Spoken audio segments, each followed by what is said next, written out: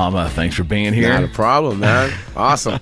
This is great. I really appreciate you taking time out and coming here.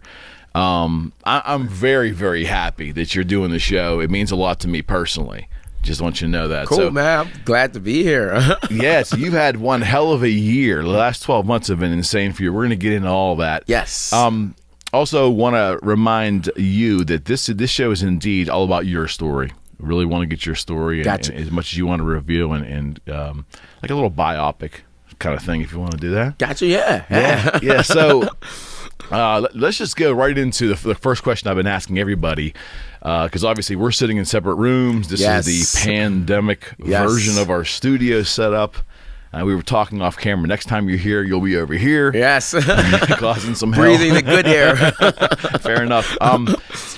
How you surviving the pandemic? Like how's life treating you right now? It's good. I mean, like I own a martial arts gym, the Academy, so we're closed. So that sucks. You know, I mean, that's the biggest part. 'Cause that's how I make my money for my family. But I mean, like sometimes I like kind of like get down about it, but then I have to realize like a lot of other people are doing a lot worse. So I'm like, I'm good. People, like truthfully, even though as small as it may seem or it may not be as extreme to everyone, I kind of take it differently because everyone walks in different shoes, and this is kind of like a proof to that, you know, because everyone's experiencing this completely different. Because I have another friend who owns a business and he sells food, and for some reason his business is booming now. Sure. And I have another friend who owns a gym like me, and their business is not booming. Like, you know, everyone does it. Everyone's being affected differently, so everyone's going to have different response on how we should respond to it. So like it's weird, man. But I've learned from life and from combat sports especially that you got to just take your up and downs as they come with you. It hasn't even been 2 months yet. Yeah, no, I get it. I think we just crossed. We just hit the 2 months. Yeah, I think so. I think so, and it's and it's one of those things too. I don't know how it affects you per se in terms of how you feel about it, but like as a small business owner, you and I are in the same thing. I'm a realtor, so we're in business for ourselves, right? So we're like, damn, I want to go to work. I want to go to work. And then you do feel the other side of a lot of people out there with a lot of fear. Yeah. You know, a lot of fear, and justifiably so. So you kind of have to walk that balance. Yeah, man. And like for me, it's funny because I mess with people because people like, you know, on social media, everyone's posting this. Right. I'm like, listen. The government has always made us do stuff we don't like to do. I don't like to wear a seatbelt. I don't like to wear a seatbelt. I'm like, I don't have to. I don't want to pay for car insurance. Like we've always as human beings, not just in America, as human beings, I think we always do things on the side of precaution. Like everything. Like we wear helmets, right? I mean, like you do this, you do that. I mean, like you do all kinds of stuff. Like you put flares in your car and you have a jack just in case you get the flat. Like because it can happen. So for this thing, if it makes people like, I don't think the masks do anything. My girlfriend's a nurse and she's like, they don't do anything. I kind of agree with you there. Yeah, it's like they don't do anything. But I'm like, okay, if it makes people feel slightly more comfortable, then I'll do it. I think, you know what I mean? I think it does. And I guess you raised a good point. There's a lot of misinformation. Yeah, you just don't know. You don't know who to believe, and you're being instructed to do one thing, and then a week later they change it on you. And I think that's where a lot of the public frustration is. But how are the kiddos getting through it? They're getting on my damn nerves. What do you think? I love the honesty. I got a 14-year-old. I have 3 stepkids. Right. And then I have my biological daughter. She's the youngest one. So I have 4 kids. A 14-year-old, a 12-year-old, and an 8-year-old. Boy, you get your hands full. I have 2 boys, the oldest and the middle one, and then the girls, the 12-year-old, and then baby girl. Right. I almost punched the 8-year-old in the chest 5 times by now.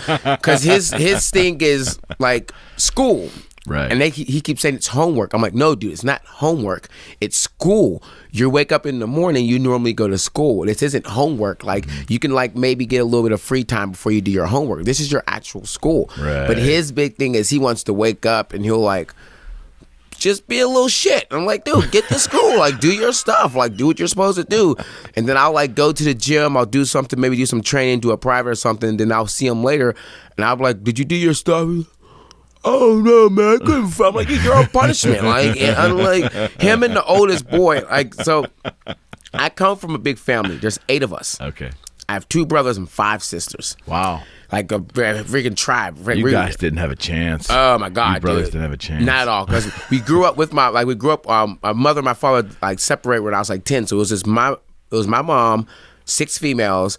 And that's 3 guys. So we were doubled. It was a matriarchic house, like a fucking hyena pack. It was fucking nuts. Oh my God, nuts. That's great. That's completely great. Nuts. And I learned, I mean, like, get back to the topic. I was like, I didn't realize how dumb boys were. My mom used to always tell me that girls are smarter than boys, and I hated it. I'm like, no, you're just saying that because you guys are in power. You know, you guys outnumber us. You're the adult, whatever. And as I get older now, and I teach a kids class, and I interact, girls just have their common sense level is just like 5 times boys. Like, girls are spies and boys are soldiers. Like, okay. it's not, the boys can do the job, but you have to keep reminding them to do it and put them in the proper direction. The girls, they can like think on the go and problem solve on their own. Develop mentally faster. I think so. I mean, my mom used to tell me that all the time, and I used to be like, whatever. Oh my God, like some of the stuff that they do. Like the other day, he was supposed to take the garbage out. And there's like, we have these damn raccoons in Neville Island. Right. I'm like ready to like put out rat poison because these things are. I don't normally like to do stuff like that, but they're ridiculous. The size of small horses. They're ridiculous, and they just destroy everything. Like they just go through the garbage. Yeah. And they went through all the garbage, and the oldest boy went out there, and then he came back in, and then I got out there later on, and there's still garbage all over the place. And I'm like, dude, I thought you cleaned the garbage up because I picked up the big stuff. And to him, that was like logical. I'm like, dude, what? Every time I sit there and I try to think back, I'm like, was I this dumb? You probably were. And that's the thing. I know I was. Dude, my coach was telling me, he goes, back then it made complete common sense to you, so you probably thought it was logical. I just can't believe it. But well, all parents are going through it now. Yes. It's. And I, as I said on prior shows, my children are a little older. Thank God. Because if I was going through what you were going through, I don't know what I would do. It's nuts. I don't know what I would do. And it's funny because these teachers have to be sitting back, some of them anyways, and just lamenting and saying, well, see, we told all you sons of bitches it wasn't us. Because people are always like, oh, your child's a blessing to have here. And the next time I see my kids teach, I'm like, tell me the truth. My kid's an asshole. Don't tell me. Don't lie to my face and tell me my kid's a blessing to have in your class. I had to teach them for 2 months, and I almost strangled them with my bare hands. My God. And if they don't listen to us. I mean, you're a teacher's not they're not in charge of you. Right. They can't punish you. They can just send you to the principal's office. I'm like, if this is how you treat me, if you're always scheming to like figure out a way to not do stuff with me, then only God knows what you're doing with your teacher. Like, I feel bad. It's horrible. All right, so you obviously said you came from a big family, that you were obviously disproportionately affected, being the two males and how many females? Three guys, 6 females. Oh, 3 and 6. Yeah, it was rough. Wow. And my mom was the oldest, and the girl was the youngest. So it's like, it was worse. Bookends. So what part of Pittsburgh was that? We grew up right in Moon Township. Okay. So I live right off of Moon. Yeah, you're close to all of us here. We're I used to run down the hill from Moon to Coriopolis to catch the 21A to Pittsburgh. I used to do it all the time. 21A. Yes. I have not heard that in a while. The 21A. I used to love that bus. So let me ask you this about childhood. Were you always? Were you a kid? Would you consider yourself a fighter? No. I don't mean emotionally. I mean like physically. Were you a fighter as a young person? Yeah, I mean, like, because I was always smaller. Okay. And because there's eight children, like, food comes out. It's like a damn jailhouse. You can't show any signs of, like, you had to. Like, everyone, like, you never had anything that actually belonged to you. Everything always belonged to someone else, too, and you had to fight to get it. Like, that's just how video game systems and stuff, like. That is great. For fighting. So, great. Like, I never really liked to fight. My little brother, he's actually a professional fighter too. My little brother Shaka. Okay. He was more the guy like fight in the park with kids. I've been in 2 street fights my entire life. I don't like to fight in the fight. But I've been a fighter in the sense of I had to like overcome things because like it's just the way it is. Right. So talk a little bit about when did you discover the martial arts then? So my dad did traditional martial arts. So I did that a little bit when I was younger, but I thought it was cheesy. Like, you know. What discipline? I think he did Taekwondo. Okay. I'm pretty sure it was Taekwondo. Okay. So I learned it a little bit. We did a couple of stuff with sticks and stuff, and it was cool. And then, like, the kids would make fun of you. So I'm like, man, I don't want to do this shit. I don't want to do this shit. Like, you know, and, like, I like the Power Rangers and shit. And you're out there, like, working with staffs and, like, you know, kids be like, that's goofy as hell. Right? Yeah, like, yeah. People making fun of you like this shit. You're doing the shit. That's not funny. So I'm like, I kind of got away from it. I used to want to be in the NBA. I just stopped growing. So I had to give up on that. I was like really big in basketball. I wanted to be in the NBA. Like I was really good. And I just stopped growing when I hit a certain age and cut it off. So did you then, when you did traditional martial arts with your dad, did you just kind of like just drop it completely? And like as soon as I got to be like 12 or 11, like when I was old enough to like I was like, I'm not doing that anymore. Okay. I watch the movies. I've probably seen almost every martial arts flick, old school, like when they talk like, hello. Like I still watch those movies now, and my friends be like, how do you watch them? And I'm like, dude, those are awesome. Like I love it. All the old Bruce Lee movies. Oh my God. Like I watch like all of those are like classic. Like oh my goodness. So I've seen all of them, every Jackie Chan. This is some real shit. Growing up, my family used to call me Blackie Chan. Blackie Chan. I was the black Jackie Chan. I wish I would have known that ahead of time. That's great. I was the black Jackie Chan, so they called me Blackie Chan. But like, I didn't really get into like realistic understanding of fighting until I was like probably like I was like 19, 20. Really? Yeah. So all through high school, junior high and senior high, did you have any inclinations at all that you would be doing this? No, not at all. Like I was working and I really didn't know what I wanted to do. Like most of my family members were all like going off to school afterwards, and I hated school. I don't dislike learning. I just hate school as in someone telling me I have to do something. Like I have a report. I always hated that. I never really. The deadline, was it the deadline or was it the school classroom environment? What was the environment of someone telling me I had to bring this reporting because we were homeschooled. Oh, okay. I've never been to a school in my entire life. Okay. So I was homeschooled from first grade all the way to high school. That's a different experience. Yeah, so it's completely different. I hated all of my classmates. I hated them. I'd bring knives to school to protect myself. Oh my God. Oh, I despised all of them. All right, so in high school, I guess I'm trying to find out, when did you have that inclination that you wanted to revisit martial arts? Did that come before the fighting aspect of it? Did you box? No, I didn't do anything. I was completely raw. So I moved to New York after I graduated high school. I think I was 18. Okay. And I started modeling. Okay. I lived in a model house and stuff. I just wanted to get away from Pittsburgh. I got an opportunity, so I left, and I would go there and stuff. And I would like train. I would go to this gym on 53rd and Broadway, I think it was, or 52nd and Broadway. And I would go to this gym and I would like kick the bag and do stuff just to stay in shape. Right. And I was there this one time, and this guy, this big dude, big black dude, older guy, had dreads. He was super cool. He was like, hey, you ever heard of like, maybe you should try doing MMA? Because he saw me hitting the bag. I would talk to him. And I'm like, what is MMA? Right. And he like looked at me. And I remember when I lived in Pittsburgh, I worked at Red Lobster, and there was this kid who kept trying to tell me about Chuck Liddell and Randy Couture. And he's like, they're fighting a third time. And I thought it was like pro wrestling.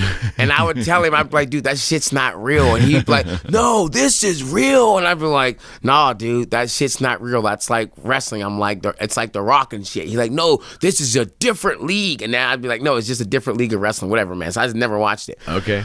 And this guy was like, you should try MMA. And I'm like, what is MMA? And he's like trying to explain it to me. And I'm like, there's no freaking way they pay motherfuckers to fight. I'm like, there's no way they pay people to do this shit. So I go outside, and there's a huge billboard with like George St. Pierre on it. And I'm like, what the? And it's like a world that you didn't know existed. And right. once you open it, it's like there's a whole window. Box, huh? Yeah, it's like, so then I go straight to FYI. And I go to, and I ask the guy, I'm like, hey, do you guys have an MMA section? And he goes, yeah, over there. I'm like, what the? I go over there, and how did I miss this? Yeah, I'm like, how am I so blind? Like, I didn't know this was going on. It's like a secret society, but not so secret. Society. I'm like, it's not secret.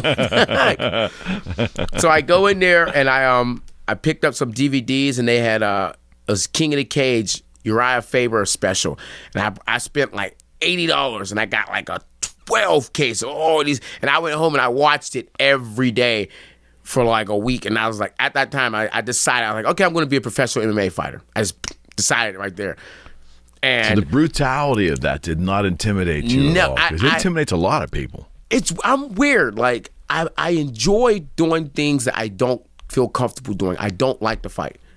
So you said it's a challenge. Yeah, I enjoy like feeling uncomfortable, that feeling of being at ease. Like, you know, I like that. Like I ran with the Bulls 2 years ago. Cause I like that feeling of doing things that you don't feel comfortable doing. I tell you what. Holy hell. I've done scary things.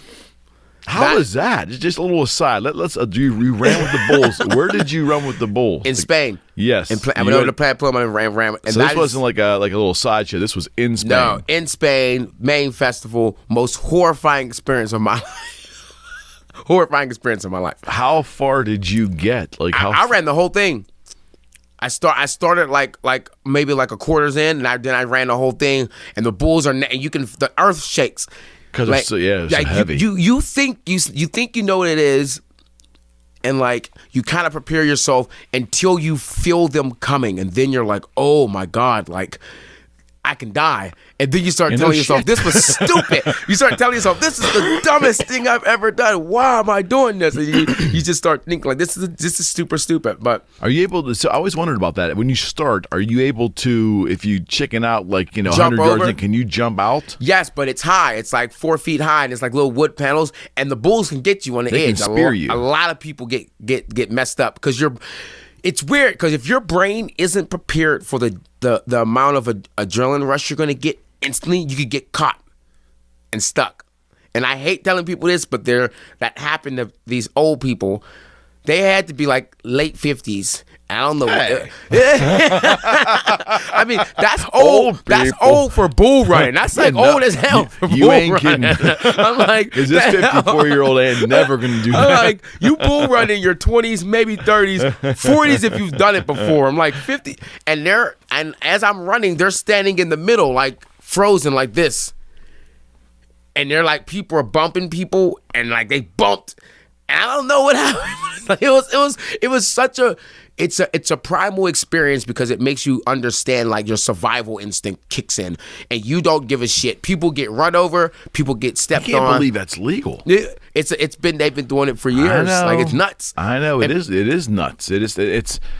Are there like ambulances there? Are there in preparation? Oh, they're lined up and down waiting because there's always the worst thing that usually happens aren't the bull. It's people trampling people on each other, yeah, because they're just like, I'm not stopping. Like, I've stepped on probably 30 people. What's really interesting too is, and I've watched just footage of that.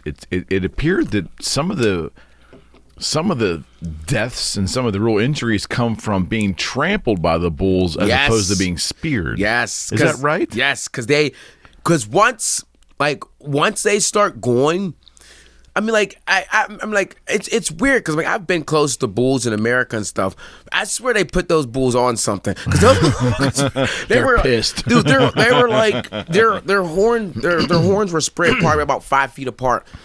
Wow. And I went there with my buddy, and he was supposed to do it with me. We made the mistake of seeing the bulls are going to run the next day. We went to go see him, and he was like, there's no way. And he was like, there's no way in hell I'm doing that. He chickened out. He was like, dude, I'll be there when you're done. I'm not doing that shit. He you made the whole run. The whole run. How does it end? Like, how do they? So you run into a arena. So listen, my run was very different.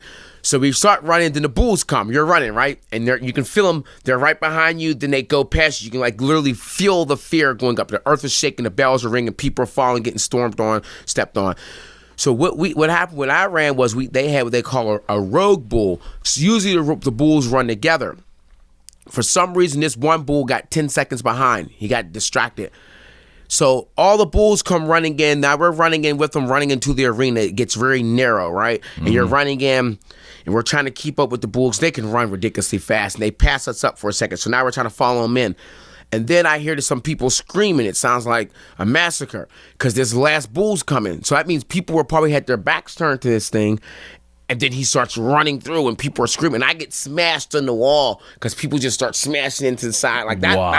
That was the worst thing that happened to me. Is I got smashed into the wall because people were just like, the bull was coming in behind them, so it was like unexpected. So it was fun though. Oh, it was fun. It was crazy fun. It was fun.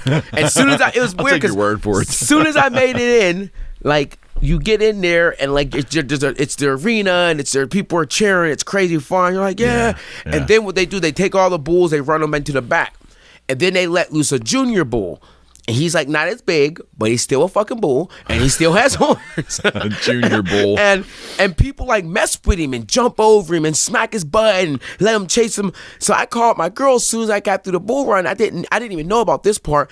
And then they started doing that. And I'm like, all right, I'm out of here. I'm like, I don't need this to happen. You don't need to smack a bull in its ass, right? Dude, did you see the video of the one NFL player, or I think he was a college player, and he's going to the NFL this year, and he like went there with the bull and jumped over the bull or something crazy. I'm like, nah.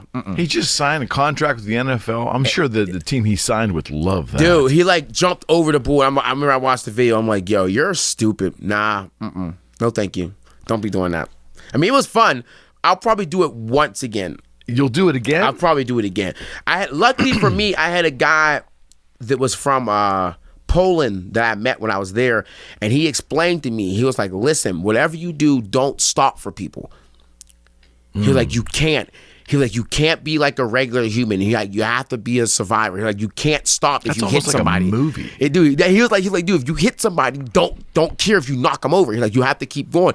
Because if you pause for a second, the bulls can gather speed and you'll just be stuck there. And then you'll be trying to climb out. You're getting run over or some stuff. So he's like, don't stop. And it helped me out so much because as I was hitting people and they're like disappearing. And I'm just like, all right, that's their fault. I'm just running, like, stepping on people. I stepped on people's backs, a couple people's arms and stuff. You're like just running. It's nuts. It was what fun. Year was this? Was this 3 years ago? It was 3 years ago. So you're sitting at home, you're watching Netflix.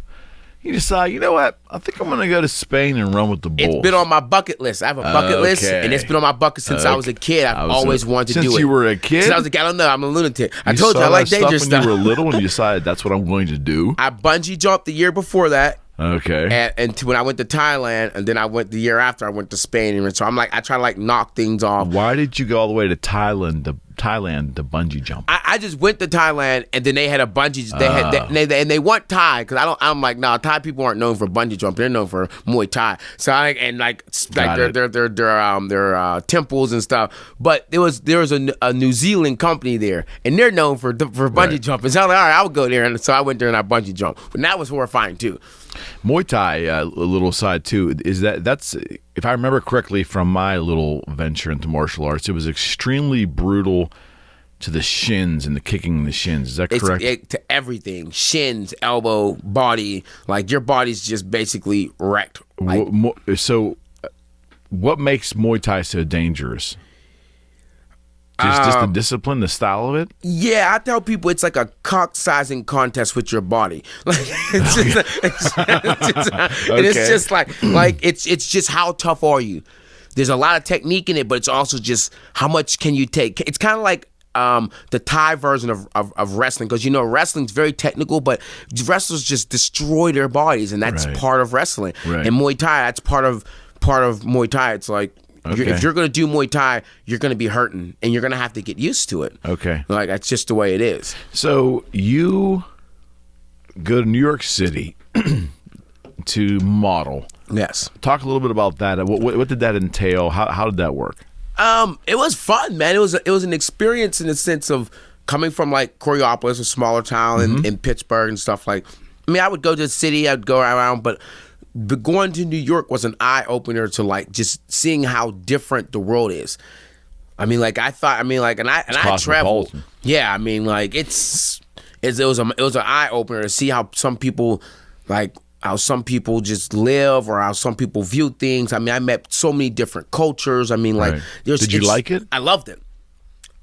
Completely loved it. Like, I was supposed to go back this year. My last fight got canceled. Was supposed to be in Brooklyn. I was excited. I was like, yo, I'm going back to New York. This is going to be so much fun. I'm going to go to my old job and go talk and see if anyone's still there and stuff. Right. And then that all went to shit. Okay. We'll talk about that. Yeah.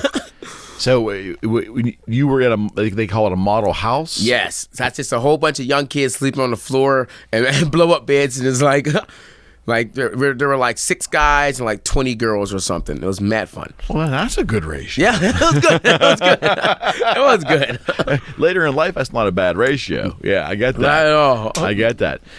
So you were going to a gym there, right? And you're taking a bag. Someone turns you on to it. So what was your first step to really start the process? It was wild because one of my friends was actually doing a little bit of jiu-jitsu, and he took me to a gym.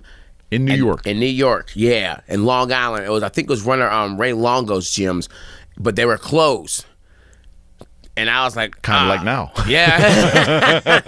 And I was like, all right, never mind. I'm like, I'm going to just move back home because there was always a gym when I rode the 28X. I'm naming all the buses. The 28X to Robinson, right. I could look off the highway and I could see it Fight Club Pittsburgh. I could always see it as I drove past. I'd always be like, maybe I'll check that gym out. Oh, that sounds kind of cool. And when I decided I wanted to do it professionally, I'm like, I'll just go to that gym that I know exactly where it's at and I've always seen it and it's back home and stuff. And New York was stupid expensive. I mean, like, stupid expensive. So did you go to that fight club in Pittsburgh? Yes. Okay. And what years would this have been? I just turned 21, so I'm 32 now. I'm about to turn 34. So it was like... okay. Yeah, like Math, numbers. Like, it's 2020, so it was like 2007 or 2008. Okay, because I think the founder of that gym was Eric Hibbler. That's my original coach. Okay, and he was on my podcast. I think he was show number 3. No about shit. A year ago. Yeah. Folks can go back and look at that. I have Eric to check Hibbler. out. Hibbler's the man. Really solid guy. Wow. Yes, I was. Now, was he still the owner of that gym at the time you first went there? Yes. I know they had a flood and some other. So I was there the day it flooded. Wow. I was there that day. Moved cars and everything. That's nuts. I was there that day. I remember the water started coming in. I'm like, we can do something. Eric was like, get your car and leave because he was like the floods. And I was also there because I actually took that gym over. I own that gym now, and we just moved it. I did not know. Yeah, that's my. I took it over. Me and my girlfriend took it over like 2.5 years ago. Okay. And we flooded out too. That's why we moved. Oh, you got to be kidding me. We flooded out horribly, and we rebuilt everything. But I just moved like officially like 3 weeks ago because we were like, I just couldn't Where are you deal now? with we're right up in Greentree. Okay. Right, we're right up the road, right 24 Woodville Avenue, probably like 7 minutes away from the old location. Right up the road. All right, see, that was a small world, huh? Oh yeah. Small world. So you start going to Pittsburgh Fight Club, correct? Right. And that was who was influential there? Hibbler. Who else was influential with you teaching Hibbler, you? My coach who's actually training me now, Dave Sachs. And Anthony Colonna, those are guys like were head guys in charge at the time when I went there and stuff. Right. And then like as we went on and on, like I started to teach and all kind of stuff, and went in and out, and then new people came in and all kind of stuff. So, I guess did Eric really introduce you to fighting? Yes. Yeah. And I have to praise Eric Hibbler. I tell people all the time. Eric Hibbler introduced me to fighting realistically. Meaning? Because a lot of people will have you fight and they won't tell you the dark side of fighting, as in you're going to get fucked up. Like Hibbler didn't sugarcoat it. Like he would be like, you want to fight? All right, cool. Let me show you what it really is. Like I know a lot of gyms and a lot of I see a lot of fighters, like amateur fighters and stuff. They get into fights and they may win a couple, and then they understand a fight isn't you winning. A fight is an unstoppable object meeting an unmovable force, and they crack. That's a fight. I mean, like. Of course, you just running through someone, that's not a fight. That's not a real fight. A fight is when that person looks at you, throws you the middle finger, and punches you in the nose, and then you're sitting there like, oh shit, I have to fight. Like, and so many people, I don't think they teach their students that rawness or the reality of what a fight is. I get that. What I mean? And Hibbler was really big on that. Hibbler would be like, yo, you want to fight? All right, shit. Like, he was like so blunt about it. And like when he would like make sure when you're getting ready for a fight, he would make you understand that you're in a fight and you're going to get hurt. And that person's job is to hurt you. Like, so it made me, like, I try to teach that to my students as well. Like, me personally, I took it to a next level. I always think when I fight, it's my job. I'm trying to kill my opponent. I have a certain set of rules. I can't eye poke. I can't hit him in his groin. I can't hit him in the head with my feet or anything when he's on the ground. And everything else, I'm trying to kill my opponent. And it's the referee's job to make sure I don't do that. Wow, that's brutal. Like, and that's basically what it is. Like, when you think like that, when you fight someone that thinks that way, and I mean, yeah, I'm having fun. It's a sport, but I'm trying to kill you. Yeah. And you're just sitting there thinking like, fuck, this guy's really trying to hurt me. Like, it's a scary thing to fight someone. So that thinks there's that way. a lot of a mental game involved in MMA. It's in fighting. I mean, I think it's in sports in general. Like, I'm pretty sure you watched that new documentary with the Michael Jordan. I haven't watched it. I wait for it to end. I'm gonna watch the whole thing, and like I probably this Sunday I'm gonna watch the whole I thing. lived through that, so it was like, I was watching back then, so it all kind of tied together, and it just brought your brain back to it and understood things. So I'm super excited. But I mean, everything you do, everyone has a body, right? I tell my students all the time, anyone's grandma can knock someone out, anyone, right?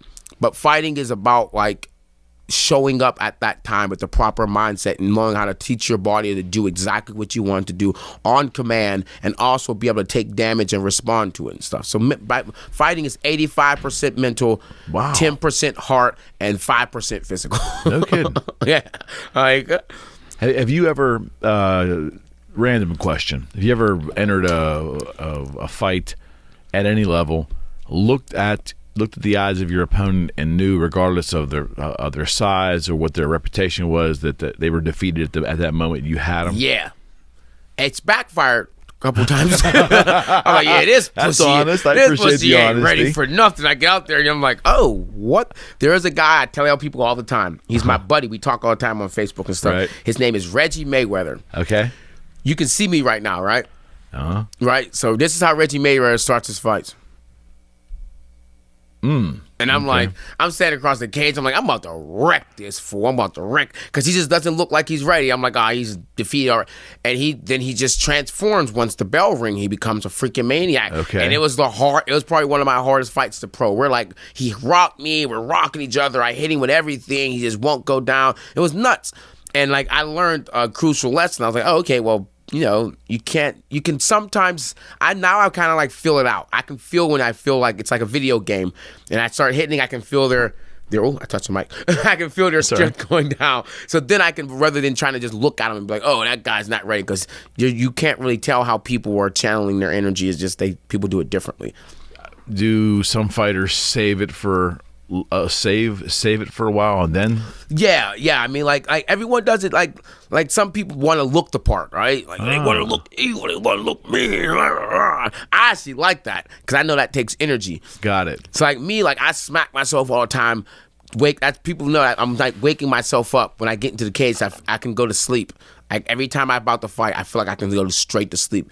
If they were to tell me we'd still pay you and your fans would still love you, but you can go take a nap, I would just fall over on the ground and just sleep for like 6 hours. That's how I feel before every fight, really? Pro and amateur.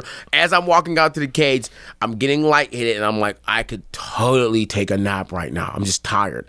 Wow. And then once I get in the cage, it just jumps right back up and I'm ready to go. Okay. So I'm trying to walk back the history a little bit, so help me out. So you started training with Hibbler, do you continue to train at that gym? Were you taking local fights or regional fights at that time? How did you escalate to the point where you got the call from the UFC and there you were? So, I mean, it's a 11-year-long journey. Yeah, it took a while. Yeah. I bet. Well, but I started off with Hibbler and I fought MMA wasn't legal in Pennsylvania, right? So we would have to go to St. Clairsville. We went to an event called King of the Cage, and I would go there. And my first fight, if you go to my Instagram, it's on there. I knocked this guy out so violently, like his feet are still up and he like goes back and he hits the ground, he's flat out like this, it looks like he's been crucified. It's like, oh my God. So unfortunately for me, that's what everyone expected all the time. So every one of my fights I had to like put on the show, and I had to put on the show. Oh yeah, it sucked. It was horrible. It was horrible because you if you have a show you don't kill the guy, everyone's like, that sucked. I mean, like, MMA fans are like, as much as I love MMA fans, and I hope they don't take they're the dumbest people on earth.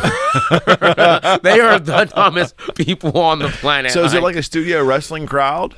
It's worse because they know it's real and they know it hurts, and they're stop being a pussy. Oh, and I'm like, dude, really? you know this shit is real. Like you know he's like really like. If you watch my fight, they booed me because I touched hands. Yeah, yeah. Boo! Right. Somebody kill somebody. So it's blood. They're there for bloodlust. Dude, I think Brandon Schwab said it. He said MMA fans are like the Romans. They don't care if the gladiator dies or if the lion dies. They just want to see somebody die. And that's just how it is. Like they just want to see violence, and they just still cheer for violence no matter what. And we love it. I mean, I love it. I love that they pay for my stuff, so I love it. Yeah. But it sometimes it just gets ridiculous. Sometimes. Yeah, there has to be a line to some degree. Now I will tell you when this man, I'm dating myself here, but I think it was the mid to late '90s that UFC or whatever it was called then, cage fighting kind of became like a pay-per-view thing. And first couple of times I watched that at my friend's house, we were big boxing fans. We loved boxing. And I thought boxing at times was brutal. I'm watching that. We started watching this thing in the cage. I had to detune myself. This is just these because at any point in time someone could snap an arm or something. Knowing that could come and I had to visually see that, I was like, nah, time out. And back then people weren't as knowledgeable as they are now, so like guys would be tapping like, and I'm sitting like I watch the videos now, and I'm holding my arm like, yo, he started tapping 5 seconds ago, so all his ligaments are tearing and shredding. It's and terrible. then like, and the referee's like, you want to stop? I'm like, shit, his arms popping and stuff. I'm like, oh God. Or like the guy, where's it? What's his name? Gary Rich, I think it is. He catches the guy in the crucifix and starts elbowing him, and the guy's out, and he just keeps elbowing him. And the referee. Then he finally stops him. I'm like, oh, that was so brutal, man. It used to be some really brutal stuff. So now there's some systems in place with referee. Everything's more controlled now? It is, but it's also getting soft. Meaning what? I think it's become a sport. What's wrong with that? I like that, but also it loses its rawness. Like I think we should be allowed to soccer kick. Okay. I think there's a lot of rules in MMA that like kind of make it, and you're just kind of like, come on, dude. Like, or like you're not allowed to soccer kick. You're not allowed to like throw downwards elbows and stuff. I'm like, dude, like, you should be allowed to do that. I mean, of course, I don't like owl guys and fish hooking or punching the guy in the groin. Yeah, those are all dumb. But I think you should be allowed to do everything else besides that. All right, so you're doing these smaller fights, and your first fights, because it wasn't legal in PA, you had to go to St. Clairsville, Ohio. Right. So you start beating people up, I'm guessing. Yeah. You start winning. Right, winning, right. Okay, so then what happens? So then I keep fighting. Then I get my ass kicked. I lost. I lost this one guy, and I hated it. And then I got like with me, like, every time I lost, I just wanted to train more.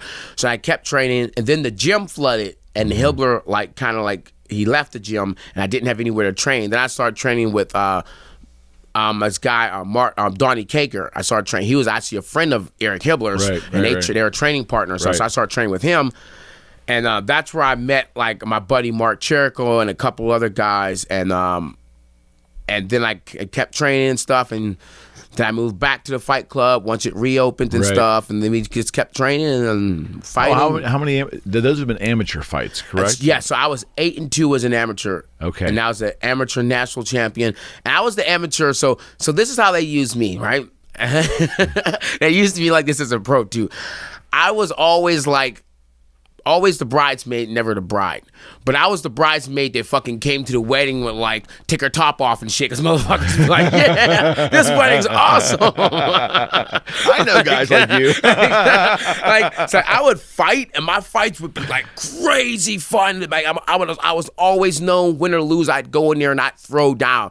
But I was never really given like the recognition that I should have got. Like even though I get that. Like, I get that. My amateur national title that I won, I kept getting set up to lose as I'm like knocking these guys out and beating these guys to death, totally, and I'm like beating them and smashing them. And then my last amateur fight, I knocked this guy clean out, and it's like, and still like they really didn't want to push me as much. Like back then I didn't really understand the business side. Like my good friend Mark, he would always tell me, dude, you got to sell tickets. And I'm like, I'm not selling tickets. I'm here to beat ass and leave. I don't really care about selling tickets. But that was his big thing, that he would sell. Right, sure. And so the promoters, they would promote the people that sell tickets. I'm Got like, it. I'm not really selling tickets.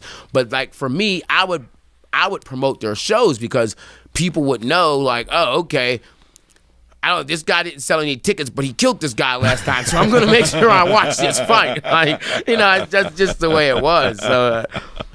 So, you bought the gym. You bought Hibbler's old gym. And when was this? What year? I think it was 2017. Yeah. Okay. And then it floods. Right. Oh my God. Now, I remember Eric telling me there was a story that there was a drainage problem with the development on the hill. Yes. Is that all true? Is that Yes. like, not that Eric didn't tell me the truth, but No, is my memory true. not failing me? That is very true. It's because they developed Sutler's Ridge, that used to be dirt, it creates flash floods. Because the water runs off faster. And the more developing they do in Robinson, we're on Campbell's Run, we get and the more they develop everywhere all up there, it just makes the water rush faster, so it creates flash floods. Great. I mean, we used to get kind of, I guess Pittsburgh, we used to get a little bit of water here and there, but the flash floods, and it backs up the creek and flash floods, and it's Trust done. me, pal, I'm a realtor. Every house in Pennsylvania has water in the basement. Yeah, exactly. Yeah, that's a known factor. But those flash floods, just nothing you can do to stop yourself with a flash flood. Brutal, Like, yeah. It's it too much water over. in such a short period of time. Exactly. There's nowhere for it to go. And I mean, like, and the thing is, Settlers Ridge should have put in like a proper like tank to like hold, store water, then slowly pump it back out, like they're doing down in Pittsburgh right now in the Strip District. That's what they're doing underground. They're putting those tanks in to catch that water so they don't get backed up and flooded. That's what you're supposed to do. But they were just like, fuck them. We just got the end of it. Terrible. So, you remember your first professional fight? Yes, I got my ass kicked. Do tell. So I'm out there, I'm about to fight this guy, George Comer, and I'm like, yeah, I'm going to wax on him. And George Comer, he had never finished anybody. Pull that mic back just a little bit from you. Your voice is so pronounced. There you go. There we go. Yeah, good? Yep, that's good. George Comer had never finished anybody. He was a wrestler. I knew he was I think he was like a D2 wrestler or something. He was a good wrestler from Ohio. Okay. And I remember they were like, he hasn't finished anybody. I'm like, all right, so I'm fighting. We get ready for my first pro fight. I'm excited. I was fighting at 155 at this time, but I look like a former shell of myself now. Like, I was a lot smaller. All right. Like, I was probably walking around at 163. Like, now I walk around at like 184, and I fight at 155. And then I was walking around at 163 and fight out. I wasn't really cutting any weight or anything. So I come out and I fight this guy. And I'm doing good in the fight. He gets my back. And I'm like, he's not going to go to put the choke in because he's never finished anybody. And then he finishes me. And I'm sitting there like, it was rough.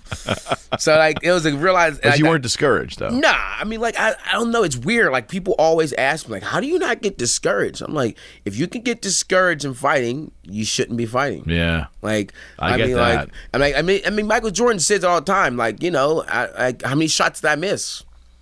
Like, people don't really get that, especially now when it comes to like kid athletes.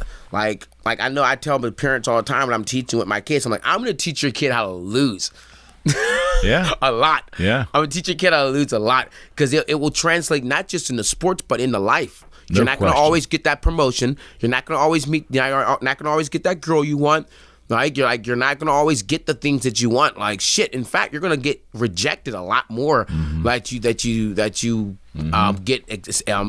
okay for. So if you're not used to that rejection, like, what are you doing here? Yeah, and what a lesson to learn. I mean, I can think of a lot of sports that teach lessons, but man, fighting has to be one that there's just got to be, because of the brutality, because of how many times you're going to lose. Repercussions and consequences for your actions. And it takes a lot of, not just intestinal fortitude, but, you have to be able to overcome the physical. For a very short period of time in the late 90s, I did Tung Soo Do, and I was trained by a gentleman. Part of my training came from a gentleman named Dave Borsos, who was, I want to say, don't laugh, but I think it was 84 when I think karate was an exhibition sport with the U.S. Olympics. Yeah. But he was involved with all this. Curtis Jordan, the local Taekwondo master, that whole group of guys, they fought professionally. Okay. As professional as they could for the era. Okay. But this Dave Borsos would show me no mercy. And I'm sure if he really wanted to whip my ass, he would. But the fact that I would, no matter how much better I thought I was getting, he still would kick my ass. And I will tell you, it was frustrating, but man, it was really... It helped me. It helped me in my job, my sales. Yes. I became tougher. I don't know if I was that tough of a person before training with him, but I am a much different person today because I had that time with him. Yeah. Does that make any sense? Definitely. Like I tell people, like I get the whole everyone accept it, like, you know what I mean? Like when it comes to kids, athletes, like, okay, let everybody play. I'm like, I get that. Yeah. But then they're like, everyone gets a trophy. Yeah. The fuck you don't. That's not how it works, Agreed. dog. That's not how it works. I mean, Agreed. like, that's like everyone gets a degree. No, if you failed, like, if you didn't do the work, you're not going to get it. So I tell my kids that I have and my kids' students all the time, like, if you want something, put in the work to get it.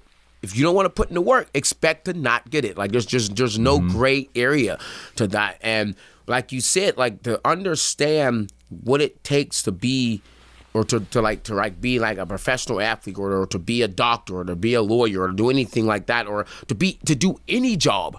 Like, you know what I mean? Like, or just let's say with you running this show, like you put a lot of work in this. Like I'm looking around like this is a lot of work. Or you could just be real slipshod about it and just real basic, and it'll just be real basic show. But we'll sit in my basement with two $99 mics. Yeah, be like, hey, we're here at this thing, and you're smacking the mic and shit. Like that could be the case too. Like, but the thing is, people want to act like they're all on the equal right. I'm like, no, McDonald's is not the same as a 5-star dinner. Right. End of story. No, that's exactly right. There's no way around it. And I think what a great lesson for kids to learn, because life is not fair, and I'm not really entirely sure it should be fair, or we'd want it to be completely fair either. No, because it takes the drive out of the human condition, right? I mean, there's a lot of inequality that's wrong in this world. But fairness and equality are different. Absolutely right. Completely different. 1,000,000%. Equality means you're being taken away from natural life necessities. Like, I don't think there should be any such thing as hungry people. That's that's ridiculous. Amen. But like, everyone should not have $1 million. No, if you want to have $1 million, figure out there's multiple different ways you to figure it out. Like, no, we're on the same page. and I think but I think that you make a great point. It gets blurred a lot in society. Yeah, inequality and yeah. right. Well, you don't have a right to what that person has because they earned it in that endeavor. Exactly. You're not entitled to that level of quality of life or whatever. You're not. No. You should have the same opportunity to go do something you want to do and maybe follow that person's path. But that's why I really hate when people be like, "Oh, athletes get paid too much." I'm like, do you know what they sacrifice? Yeah. I'm like, do you know with a professional athlete, like the chances to getting to be a professional athlete, the things they have to sacrifice. So I mean, like, I stopped talking with sports athletes when I started really pursuing this as a career. I was like, oh my God, like, it's mind blowing. Like, I have a kid that I used to train. He plays baseball. He's a D1 baseball player, and he was explaining to me he's a catcher, and he's explaining to me the amount of time he has to catch the ball and release and just the math that goes into it, and how many times he has to sit there and catch thousands of balls for 10 years. He's been doing it since he was a kid, and he has to do that. And he wasn't even a starter. Right. And I'm just sitting there scratching my head like, this is mind blowing. It's like, you'll watch people. It's like being going to a bakery and seeing the cake and be like, that cake looks good, I can make that. No. No, you can't. Like, it's just like you watch a do-it-yourself rebuild your house. I almost got caught up into that shit. I was like, I'm going to buy a house and fix it up. And my girl was like, yo, that's not what you do, dog. Like, you don't fix shit. I'm like, no, I'm going to get a house. I'm going to get into real estate. I'm going to flip house. You break shit. You don't break shit. And I have to find, like, no one wants to respect the craft anymore. Like, respect people's craft. Respect the effort they put into it. Like, people put time and effort into that. But it's like everyone thinks, oh, I could be a photographer. No, you can't. Yeah. I can take pictures. Yeah. With fighting, it's the worst because everyone's like, oh, I fought mad people. I knocked out so many people. I'm just sitting there like, yeah. I'm like, would you go race? Would you go race a car? I like Formula One racing. I'm like, would you go get into a Formula One car and race? I bet you wouldn't, because there's nothing more horrifying than a car going past you at 160 miles per hour and you have to stay focused on what's in front of you and the stuff is changing in a blink of an eye. I'm like, you die because you wrek your car and the risk, and you die. And the risk involved. And I think that's another part of it too is, entertainers, and I put athletes a different kind of entertainer. There's an element of entertainment in there. The free market, capitalism will pay what that particular job function will yield. Right. And somewhere along the line, baseball, the game of baseball made owners a shit ton of money. Yes. And the pot's being shared. And you can argue, is it fair or not? I don't know. But I'm saying that they make the kind of money because they'll put fannies in the seats, they'll sell merchandise, they'll proliferate the brand. Dude, it's hilarious. They deserve every cent of it. People go, those players don't deserve that. But you go to the games and buy their jerseys. Who should be getting the money? Like, why should they not get some money too? Like, what do you mean? Like you said, the owners, everyone's making money. I'm like, yo, like, it's mind blowing when people don't understand the hard work. Well, I think it comes down to human envy too, and I'm sure you faced it. It's jealousy. Your success, yeah, haterade, and they drink it. Yeah, you're right, and that's envy's probably a word to say, but it does come down to. I hate to say hate because it's such a. We kind of throw the word hate around so much now with hater this, hater that, but really it is. Yeah. The jealousy is so rich with people sometimes, and it's so destructive. And I think that's what's. I mean, you're obviously a personality. You're a sports personality. You have social media, which you probably don't want to read most of the comments because someone's going to take their shot all the time. I just laugh at them. That's good. That's really? You have to, right? I mean, like it's mind-boggling. I'm like, especially now with this pandemic going on, people are understanding the value of everyone's job. Because I've always treated everyone is a necessity. Like I always tell people, who's more important, the emperor or his subjects? I'm like, his subjects are, because if the emperor left, his subjects will continue. But if his subjects left, the emperor don't know how to do shit. I'm like, so exactly everyone is super important. So like now it's really cool to see that people are like really like kind of being like, oh shit, like yeah, this guy's like yeah, like the guy that bags your groceries, he's not just some grocery bag guy. Like no, like you have to show them respect, and each person is play an essential part to our existence. But with that also being said, certain people have certain skill set that they put a lot of time and effort into that they can get. I mean, like everyone's equal. If you have a body, you can do certain things. So I mean, like especially now, like it may not have been before when information wasn't as accessible. Right. But instead of watching your cat videos, you can do a whole bunch of shit, dog. So I don't want to hear it. That's great.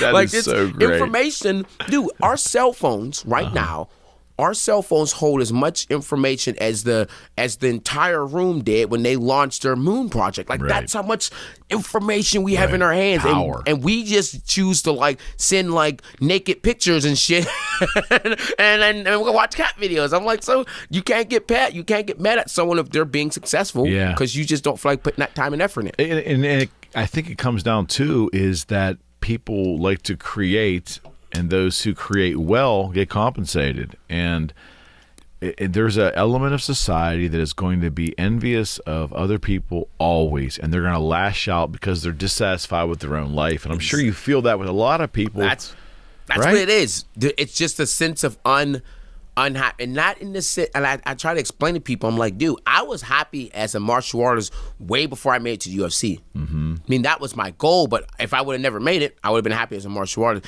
It's not this, like people would think, oh, if I had that, I'd be so happy. No, you wouldn't. You would still feel a sense of unsatisfaction. Yeah. I mean, I know people that are millionaires that still have a sense of unsatisfaction. Unfulfilled. Okay. They just don't feel satisfied with the things that they do every day. They just don't feel like they're living a purposeful life. I mean, like, that's a common thing. Yep. That's a common thing going on. Like, everyone knows it. Like, they say the American dream. Like the Jacksons are not the American dream. Like, dude, they've felt like everyone that you think is what you inspire to be. Like, you should really be happy with who you are, no matter what you're doing.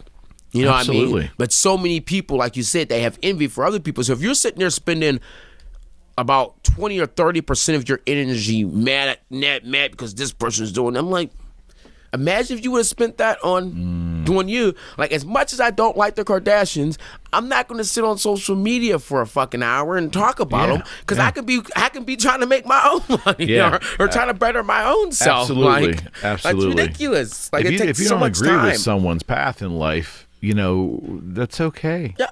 You don't have to take that path. No one's like, we're not all the same. We're not a whole bunch of freaking clones. Like, and that would be ridiculous to meet a whole bunch of clones anyway. So I tell people, I'm like, yo, as long as what you're doing isn't hurting anyone, like, it may be upsetting people. That's cool. I upset people all the time. I like that. Some of my objective is to piss people off. How many people can I piss off today? Hey, man, did you get your blue check? Yes, I did. I did. That's a funny story. I want to talk to you about that off camera, too. I want to know the process it takes to get that. Dude. So I was like, I hit up Instagram and I was like, hey, what's up with my blue check? And they said, you ain't nobody. So I said, like, really nicely, they said, you ain't shit. We ain't giving you no blue check. And I was sitting there like, what the heck? And my buddy, Chris Dempsey and Adam, they both got their blue checks. And they were like, dude, you should have your blue check, because, like, that was a pretty big fight. Like, they're like, you were trending on Twitter for no hours. doubt. Like, you were like all over. Like, they had me on freaking on the cover of freaking Forbes magazine, like their online thing. They had me as a picture on the cover. So I'm like, So finally, like, as I was getting ready for my last fight, the UFC hit me up and they're like, is there a reason why you don't have your blue check? If you like, I was like, I don't know, talk to Instagram. So they like, here, give us your picture. And then they ended up getting me my blue check. So I'm like, yeah, UFC stepped in. Yeah, UFC was like, what the hell? Again, I'm always the bridesmaid. But you made it. Instagram was like, screw him. We can give him no blue check. All right, so talk to me a little bit about the UFC, and I know how unbelievably difficult that is to get in there. So when did you first find out? When did you get the call? I got the call because I fought 3 weeks before that fight. And I had just fought. I knocked this guy out. He was a Bellator fighter. He had just come off a Bellator fight. He lost. We went to decision with a tough guy, national TV. And I come in there and I knock him out in the third round. One of the most violent knockouts in my history, because it was really effortlessly. I hit him and, like, he was sweating and sweat shot off his face, and it looked like, it was a walk-off knockout. That's how cool it was. Bang, I just walk away. Before he hits the ground, I'm walking away. I'm like, he's dead. I'm on the cage already. He's like laying on the ground and shit. Awesome. So I get done. Like, my girl's family was in town. I think we went out. We did some stuff. I started, like, the first thing, it's weird because as you're getting ready for a fight, all you wanted to do is be over. As soon as the fight's over, all you want to do is fight again. So I'm like, I'm ready to fight again, ready to go. It's so weird. It's the hate-love relationship. It's the strangest thing. Okay. So I got done with the fight, and then, like, my good friend Kirk, he's one of the students at my gym. He's my good friend as well. We went to go see Khama, right? Khama's one of my favorite artists. He came to Pittsburgh. Oh, great concert. We went to go see that on Sunday. I got a call Monday morning from my manager, who I just signed with probably like a week before, and he goes, hey, do you think you'd be fair to fight Devonte? And I was like, I'm scratching my head. I'm like, that's this weekend. Like, I was like, you mean like this weekend? He's like, yeah, this is our opportunity, man. And I'm like, I don't know. He goes, dude, you're not gonna get a lot of opportunities like this. Yeah, you're kind of older, And I'm like, I get up and I go to the scale and I'm like 19 pounds over. I'm like, oh fuck, I don't feel like cutting weight. So I told him, like, yeah, all right, fine, I'll do it. And then I started getting amped. And then, like, they sent all the stuff to me and they signed the contract and stuff. And I left for my flight that night. I caught a flight out. Oh, you went out early.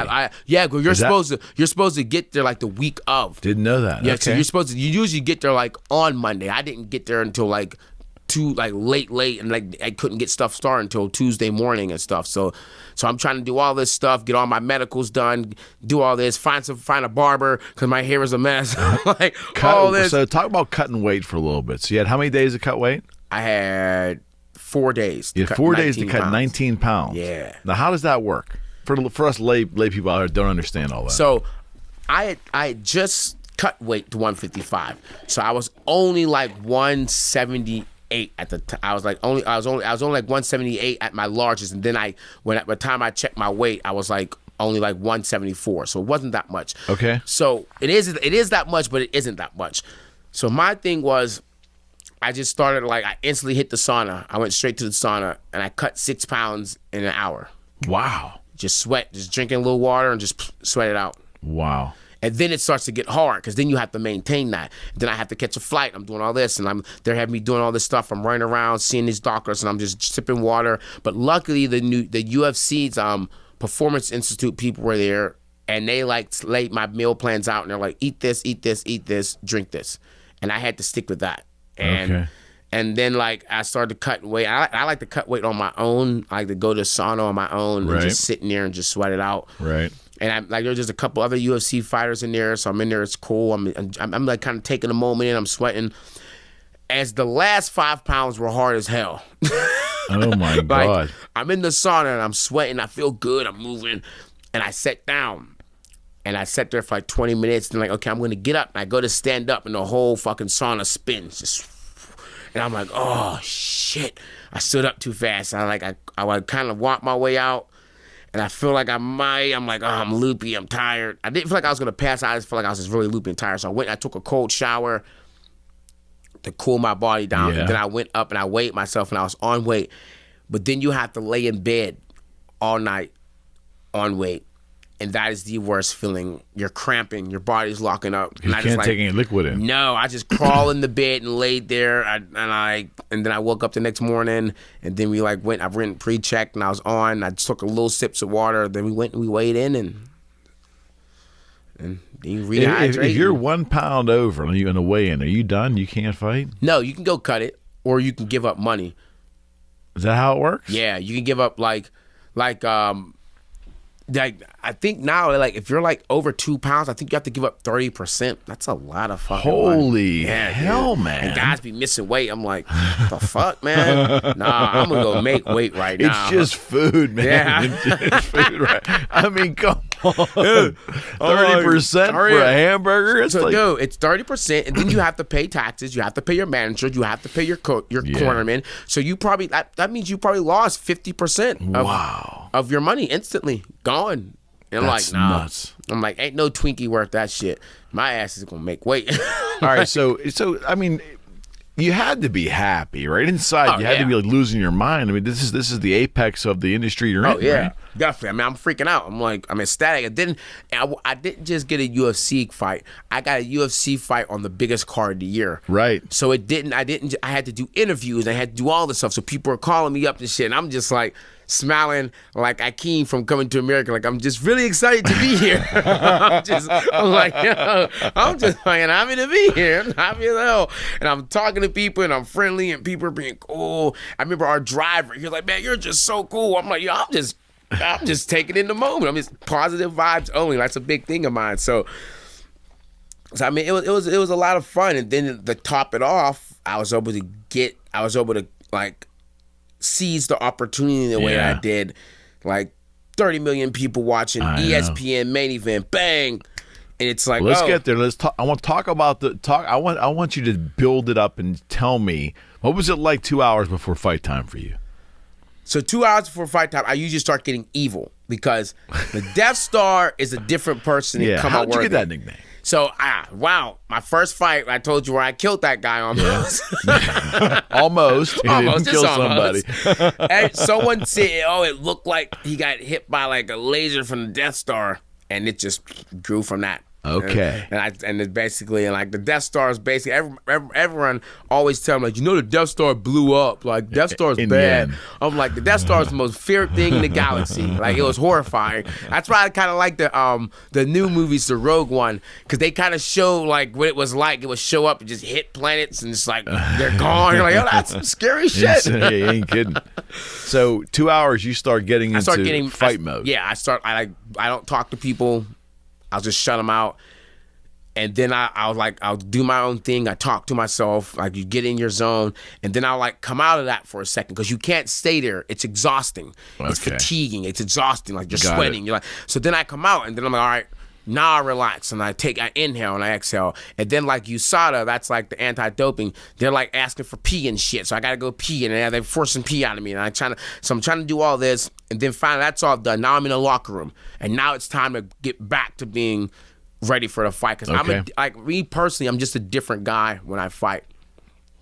Like, if you meet me in public, you meet me in the real world. Like, my biggest thing when I first decided and told people I was going to be a fight, people laughed. Most of my friends, my family, they're like, dude, you're too fucking nice. Like, this isn't going to be a thing for you, because you're going to have to want to hurt people. And that's just not how I am. Yeah. Like, so I had to, like, understand, like, we were talking about, like, running with the bulls. I had to get that into my brain. Like, this is different. Like, you have to be a little bit more primal when you do this. You can't be cool. Like I said, I slap hands and stuff, but I'll still smash your face into a million faces if I have to. Like, I know what I'm there to do. Like, it's an understanding of that. Got it. So, and then I start warming up, and I start hitting, and I start moving and stuff. And then I start trying to visualize as much as I can.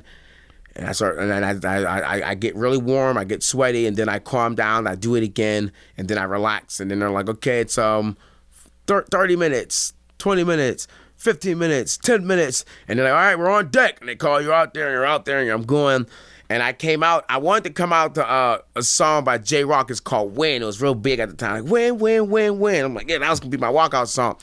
And they're like, somebody already picked that. And I was like, oh, y'all gotta be kidding me. You gotta be kidding me right now. Like, I had my whole plan, and like they told me like last minute, like somebody already picked it. I'm like, so then I end up picking a song by Drake called God's Plan, because I'm like, oh, like, this has nothing to do with me. I'm like, everything that's happening right now is just a purpose, and I'm just gonna run with it. Right. And I picked that song out, and it just relaxed me when I heard it. It kicked on. It was like, yeah, you have no control, right? Like, I'm a big person, a big philosopher. I'm like, dude, like, everything just happens. So if it really happens the way it's supposed to be happening, that means it couldn't happen any other way. So when you really think like that, it just makes you just sit back. Like, if it's going to happen the way it's supposed to happen, and it can't happen any other way, if you overthink like that, like, you just don't care. I just don't care about stuff. I'm like, it's going to happen no matter what. So can't stop it. Yeah, like, it's inevitable. Right. Like, it's just how it happens. So I go out there, I'm super relaxed. I get in the cage, and I'm expected to be super nervous. Okay. And it's the total opposite. Really? I step in the cage, and I'm like, all right, cool.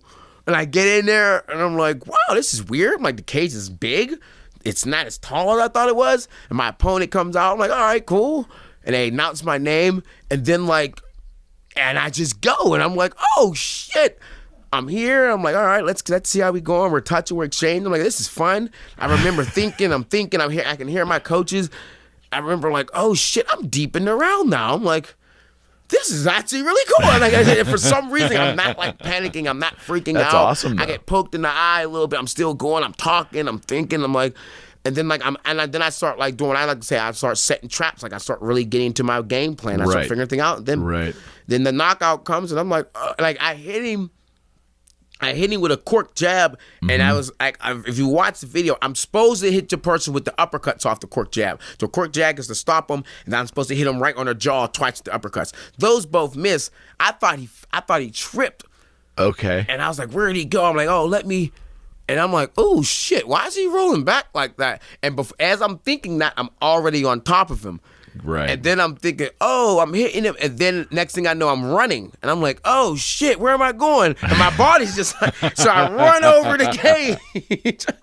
And in that instinct, I want to jump into the crowd. What a moment. Huh? It's the weirdest feeling. What a I'm moment. like, it's like an out of body. It's like I'm watching it from like a movie. It's so weird. And I want to jump into the crowd, and my body, and I'm able to stop myself like, yo, you can get jacked up. Like, that's not the smartest.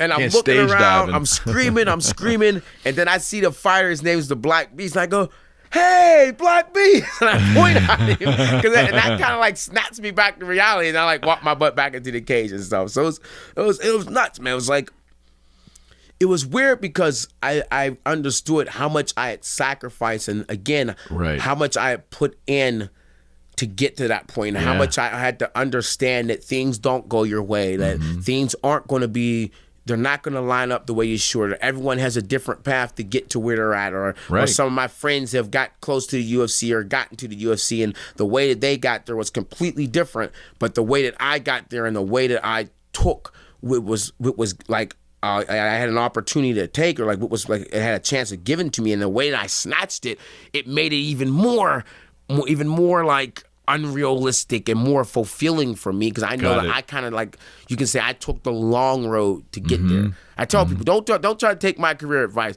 and get, because it takes a long time. Like that shit's hard. Or like you can get discouraged trying to like if you take that approach. I'm like, but just like if you want to be like obviously, you know, if you want to be a musical artist and stuff, you can't put a time limit on it. Like you can't put like, oh, I have this much time or I'm going to stop doing it.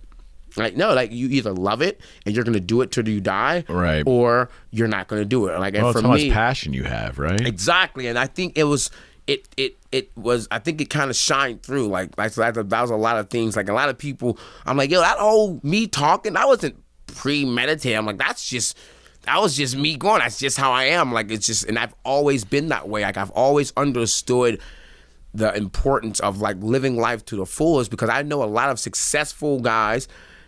Like, when I go to sauna at LA Fitness and shit, and you talk to older guys and they're business guys, but they always tell me about the regrets.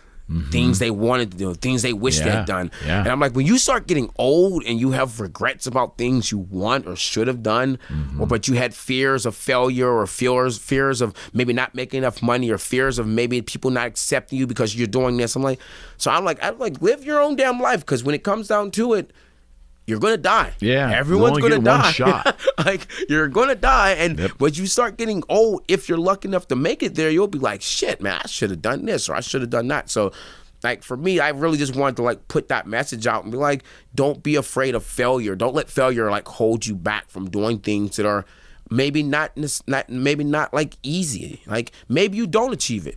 Good for you for trying. You know what I mean? Like, at least you tried it. You don't want to like not try, because it will eat you up.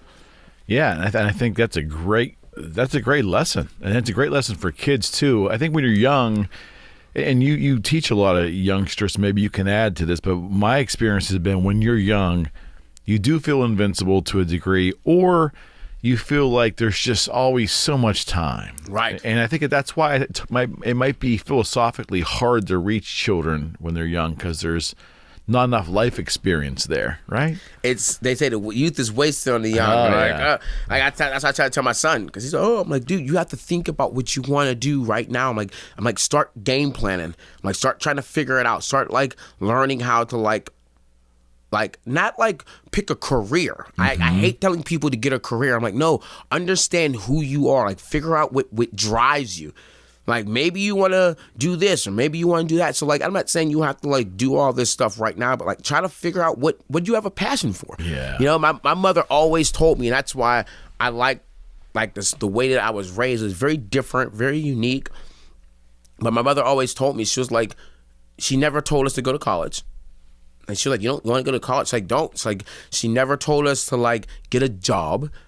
She always said she always said, do something that makes you happy, whether it makes you a lot of dollars, right? Or if you have to get another job just to afford things, like, you know, because like I said, it's not, so many people get caught up in the sense of like make money. I'm like, no, make happiness. Be a human. Be a human. Exist before you just want to make money, because like it's not gonna fit that fulfillment. And for me, luckily, like, that's why I was just saying, like, about the whole COVID-19 thing that's going on. But I luckily for me, I'm doing something that I love, and I'll still feel that passion, even if I'm not making a bunch of money, if I'm doing this or I'm doing that. It's still, and a lot of people just don't have that. A lot of people aren't lucky enough to have that feeling, as you would probably know, like to like do things that you legitimately wake up and enjoy doing. Like that's a weird feeling to feel that, man, to wake up and be like, oh. And do you ever have a conversation with a young person on that topic, or maybe not even a young person, maybe a friend who's and they're lamenting to you that they're not happy, and they're working a job they don't like, and they might be in a marriage they can't stand or whatever, and it's hard to reach them because it's taking a risk, and that's what it is, taking a risk in life to make changes when you're already. It's harder than finding that passion when you're younger, right? Oh, it's mind blowing. Like, because I was reading the thing the other day, and they're like, "How come a lot of people now marriages don't last?" I'm like, as weird as it sounds, that's a good thing. Because in the past, like people would just stay in marriages. Yep. You'd be like, "Oh man, you're like," because it's appropriate for society. You know what I mean? Like, oh, you don't get a divorce. Like, you and your husband hate each other. Like, I know so many of my friends and stuff that like have their parents and they're like, oh, they hate each other. Yeah. I'm like, why be with someone if you don't like them? I mean, like, because you're like, I always remind them, like, dude, you're going to die. Dude, you really want to die being with someone that, like, you just don't like the way they chew? Like, you're just sitting next to them, like, I can't stand this motherfucker. Like, start over. Like you said, though, it's hard when you're older. Like, if you're married, and you have a home together and you have children together, then you guys grow apart. Mm-hmm. And then you have to accept the simple fact that, okay, we have to separate. Like, this isn't working. Like, it's hard to like put all that into something and then switch it up and go in the opposite direction. No question. But it's a necessity, though. And there's no question. And I think leaving relationships aside for a second, we're talking about on the career point, for me, I feel if it would all end for me tomorrow, I had that 5 minutes to reflect on it all, I was able to create. I was able to do what I wanted to do. I had to learn hard lessons and work for people I didn't want to work for, but I was able to break out of that and go live what I was passionate about. Right. And I think, and it doesn't make me special at all. I mean, and you and I definitely get it, and I think a lot of people do get it, but a lot of people don't. And it just means that I was willing to take that chance. But there's a lot of people that are fearful and they're risk adverse, and they think it's impossible for them to make a change, right? I mean, it's really like like you were saying about friends. I talk about mad friends, and like, oh, I'm like, well, just quit. And I remember my one buddy, he'd always go, dude, everyone's not like you. Because I like, if I make a decision, I'm like, all right, I'm going to quit. I'm just going to go and I'm going to do this. Like when I decided to move to New York, I'm moving to New York in 2 months. My friend's like, yeah, whatever. And then I moved to New York. That's just how I do things. If I decide I'm going to do something, I just go and do it. My good friend Dwayne, he told me, like I used to work with him at Steak and Shake, and he has a family and stuff now. We're good friends. And he always told me, he's like, dude, I've never seen someone, and I'm not just saying this like toot my horn. He goes, but you're so wheel driven. Like, you're just like, no, I'm just going to do it. And people be like, oh, how? I'm like, I'm going to figure out a way to do it and get it done. It's not like I'm saying, I'm going to jump out of this window and fly like I'm Superman. I'm not stupid, but if it's logically, if it's understanding, I mean, like, in order for me to be a professional fighter, I understood I had to be a little bit of an athlete, which I was. I had to not be a little punk, which I was. Like you can't be scared to get hit and want to be a professional fighder. Right. I had to understand it was going to take a lot of sacrifice to get there, which I was willing to do. Absolutely. And with me understanding that, all I had to do then was just run the course. Yeah, absolutely right. And again, my question would be to you, because I've asked this question a million times to myself: why is only a small portion of society able to see that it's just taking action and trying it? Why are so many people afraid? They're really afraid to make that chance, to take a chance. I mean, it goes a lot into everything. Even like now with the COVID-19, like we have a lot of fears. I mean, especially in America. I mean, like people be horrified to do anything. I mean, like I go to different countries and people, oh, you're crazy. I'm like terrorist. I'm like, dude, like, do you know how big the world is? Right. Like, you have no idea what you're missing, like how much different life experiences. So like I said, I went to Thailand, right? Mm-hmm. Mind-blowing. Majority of the people in Thailand are not poor, but they don't really have a lot of money. They live really basic lives. Right. they're the most happiest fucking people I've ever met. Yeah. So it was an eye opener for me because they just enjoy life. Like, of course, there's crime and everything just like that. But at the time we went there, my girlfriend broke her ankle 3 weeks before. Wow. Okay. So she had this big boot thing going with this wheel, and the people were so legit. Like they would be like we were standing there waiting to cross the street, and this young kid, he didn't speak any English. He knew we were waiting to cross the street. He like walked out and stopped the cars and told us, "Come on." And he didn't expect anything. Right. He didn't take an Instagram picture. Like to him, it was just. That was just normal. Their culture. Yeah, it was just a regular way of doing things.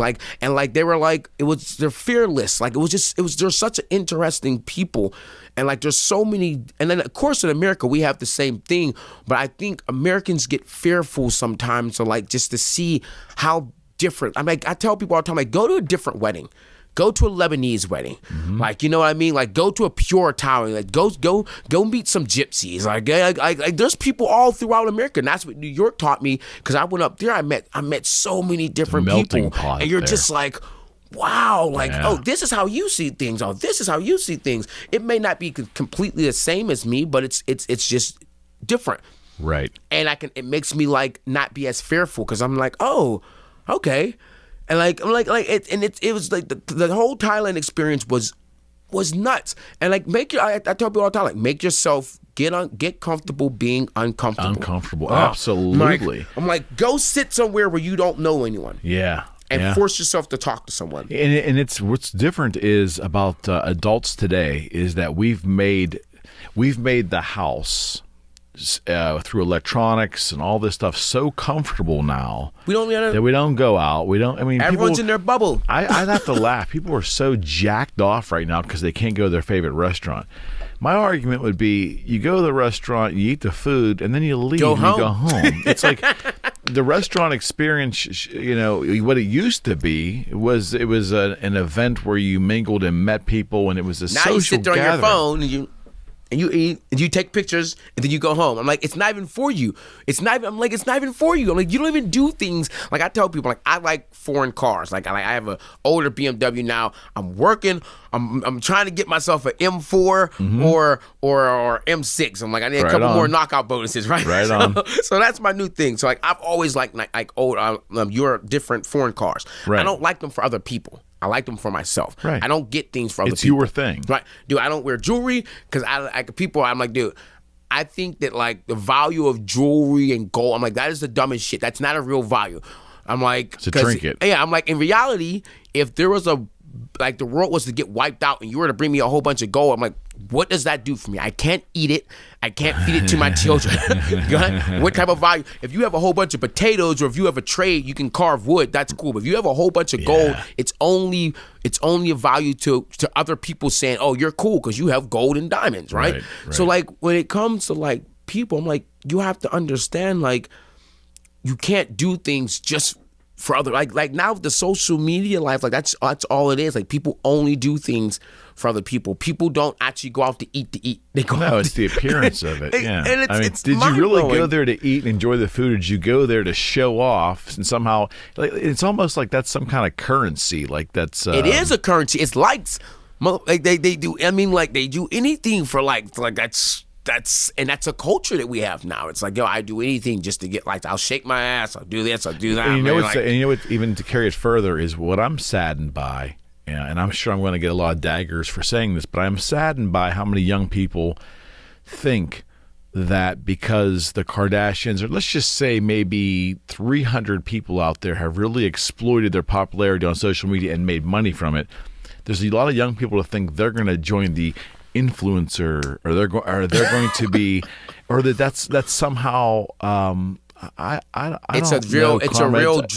like So I have a double standard for that, right? Because I think like you, right? Okay. And then my son goes, so I want to be a professional video gamer. I'm like, yeah, whatever, dog. He goes, what if someone told you that when you said you wanted to be a professional fighter? Yeah. And I'm like, oh, great. That's a good point. I'm like, so sometimes I feel maybe I'm old. Maybe I'm just out of style. You know what I mean? Like growing up, everyone wanted to, like in the 50s, and everyone wanted to be a baseball player. Yeah. That was a known factor. Right. Or some like people wanted, and so now I just think the world has changed, and I'm just like, it is fake. It is fake, and it's true, like you're saying. Like that is a very factor, but in the same sense, it's just different. It might happen. Yeah, exactly. That's the thing. It can. Like, there's a kid who makes. As a parent, you're like, okay, millions of dollars opening up gifts, and I'm like, shit. I'm like, shit. But don't you think though? It goes back to what you said before too about opportunities. Like, yes, anything can happen, right? But you have to be pragmatic and play the percent. Yeah, you got to also play the percentages too. What if it doesn't happen? Right, and then you're just sitting there. You have 1,000 open gifts that you got to pay for. Well, I mean, like, and then they people can say the same thing to me. What if you didn't get to the UFC? Yeah. I'm like, that is very true. No, it's one of one in a million shots. You're living proof of it. And I have to just let people play their own course. Again, now. Then we get back to what we were just saying. Don't be afraid of failure. Like, exactly shit. Right. Because you can always throw it, you can switch it right back around and be like, I want to be an influencer on Instagram. I'm not afraid of failure. And then the thing is, a lot of people do it. Yeah. And you're like, shit, like they make it. They influence people. They do stuff and they make money doing it. Yeah. So I as much as I think it's a joke, I'm like, hey, man. Shit! If you got to drive, you got to drive. If somebody's passionate enough, and I've shared this story before, but I'll share it with you because you'll get a laugh out of it. When I was a kid, I loved rock music, and one of the bands I had on my wall, I'm talking in the 70s now, was Kiss, right? And my father came in my room one day, pissed off because my grades were probably D's. And he grabbed a poster off the wall and he shoved it in my face. He goes, "These morons aren't going to help you get a job or raise a family someday." And he throws the poster down. And I'm like, wow, how about that? So then you fast forward to 2006, and that band is still going, and I'm helping design guitars for their singer. And you're like, Dad! And I called my father. I said, "Dad, you remember that time you told me that, those guys were never going to help me, feed my family? I just ordered like 400 of those guitars." And then he goes, "Okay, kid, it was a 1 in a million shot. Exactly. You got me. How many times was I right, though?" And I go, "You're right quite a few times. But the point was, you really kind of somewhat never know what can happen." But you put the time into your I had craft. A passion you had for a passion for music, it. You put the time into guitars. And at the time, your dad was just making. He just didn't want to see you. Didn't want to see you mess around and end up not being taking successful. Drugs. Exactly. Yeah. Exactly. The music was horrifying to them in the 70s. I get it. I mean, it's the fear. Again, it's the fear factor. Yeah. It's the thought of failure. And then when it comes to kids, like I tell people all the time, like, my mother was the most unique and strange parent because she wanted us to do things that scared the living hell out of us. Yeah, how cool is that, though? Like, it was bad to a certain degree because like, she knew I didn't like fun. Dude, she knew I didn't like to talk in front of her people, so she would she would make us do like debates. Right. With each other, she would like make Good us for her. like the entire. We would have to have on debate teams, or we would have to go and we would go to like our family reunions, and we'd have to sing stuff in front of people, and I hated it. She would make us do stuff like go around the community and clean up garbage, and I freaking hated it. But it built such a sense of self-pride and self-awareness, and like, you're like, okay, I'm doing this for me. Absolutely. And she would like clean up your own neighborhood, like make your neighborhood nice. Like, you're not doing this for anyone else. Who cares if they think you look stupid? Right. And like, it's so hard to explain that to kids now. Like, the popular kid's gonna probably end up being a piece of shit in a couple of years. I'm like, that's very true. but when you're 17 and all you're thinking about is girls and this, like you just don't know how to translate that. Like, it's not really like understanding. I think now in school it's different.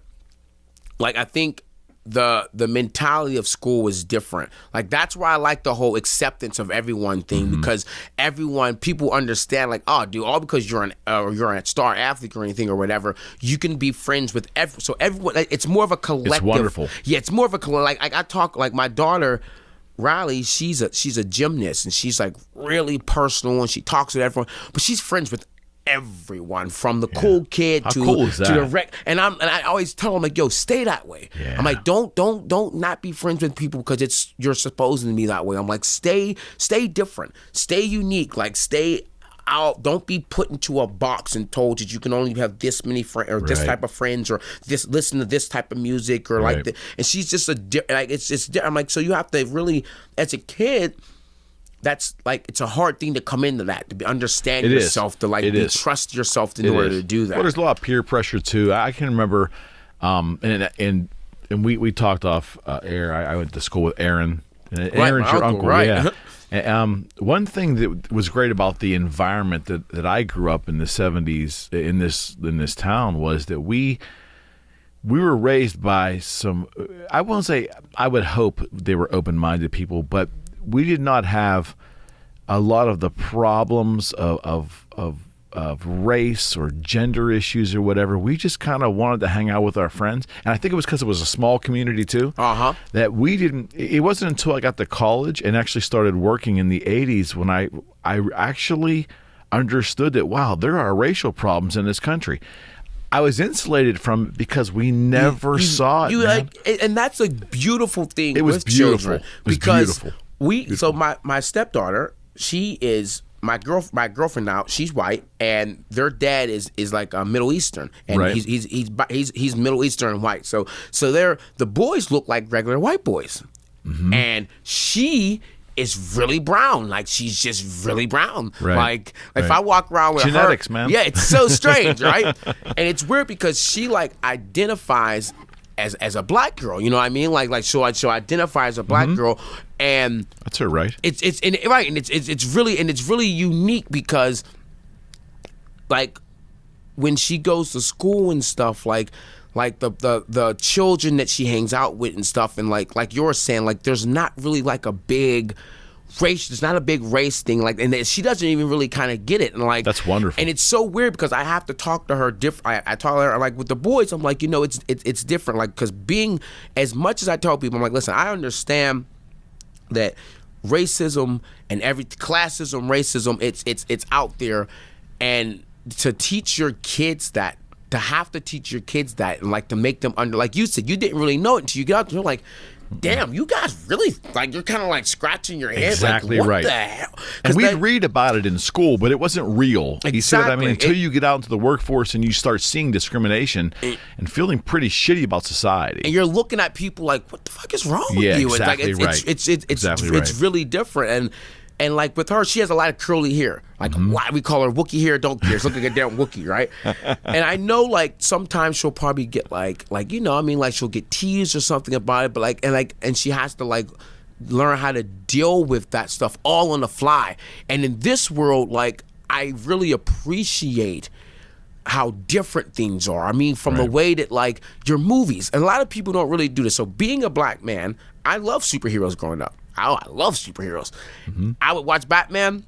There would be maybe one black character in the whole Batman movie. Right, very true. So now you have superheroes like the Black Panther, all kind of like they're coming out with different, and it's they're putting out here, like, just giving a view, and a lot of people are like, oh, that's stupid, and like I tell my white friends all the time, I'm like, listen, you just don't get it. I'm like, you don't understand how big of a thing this is to see this in front of you and to be like, oh, I can connect with that person. And like, if I go as Batman, everyone's like, oh, you're black Batman. Like, you know what I mean?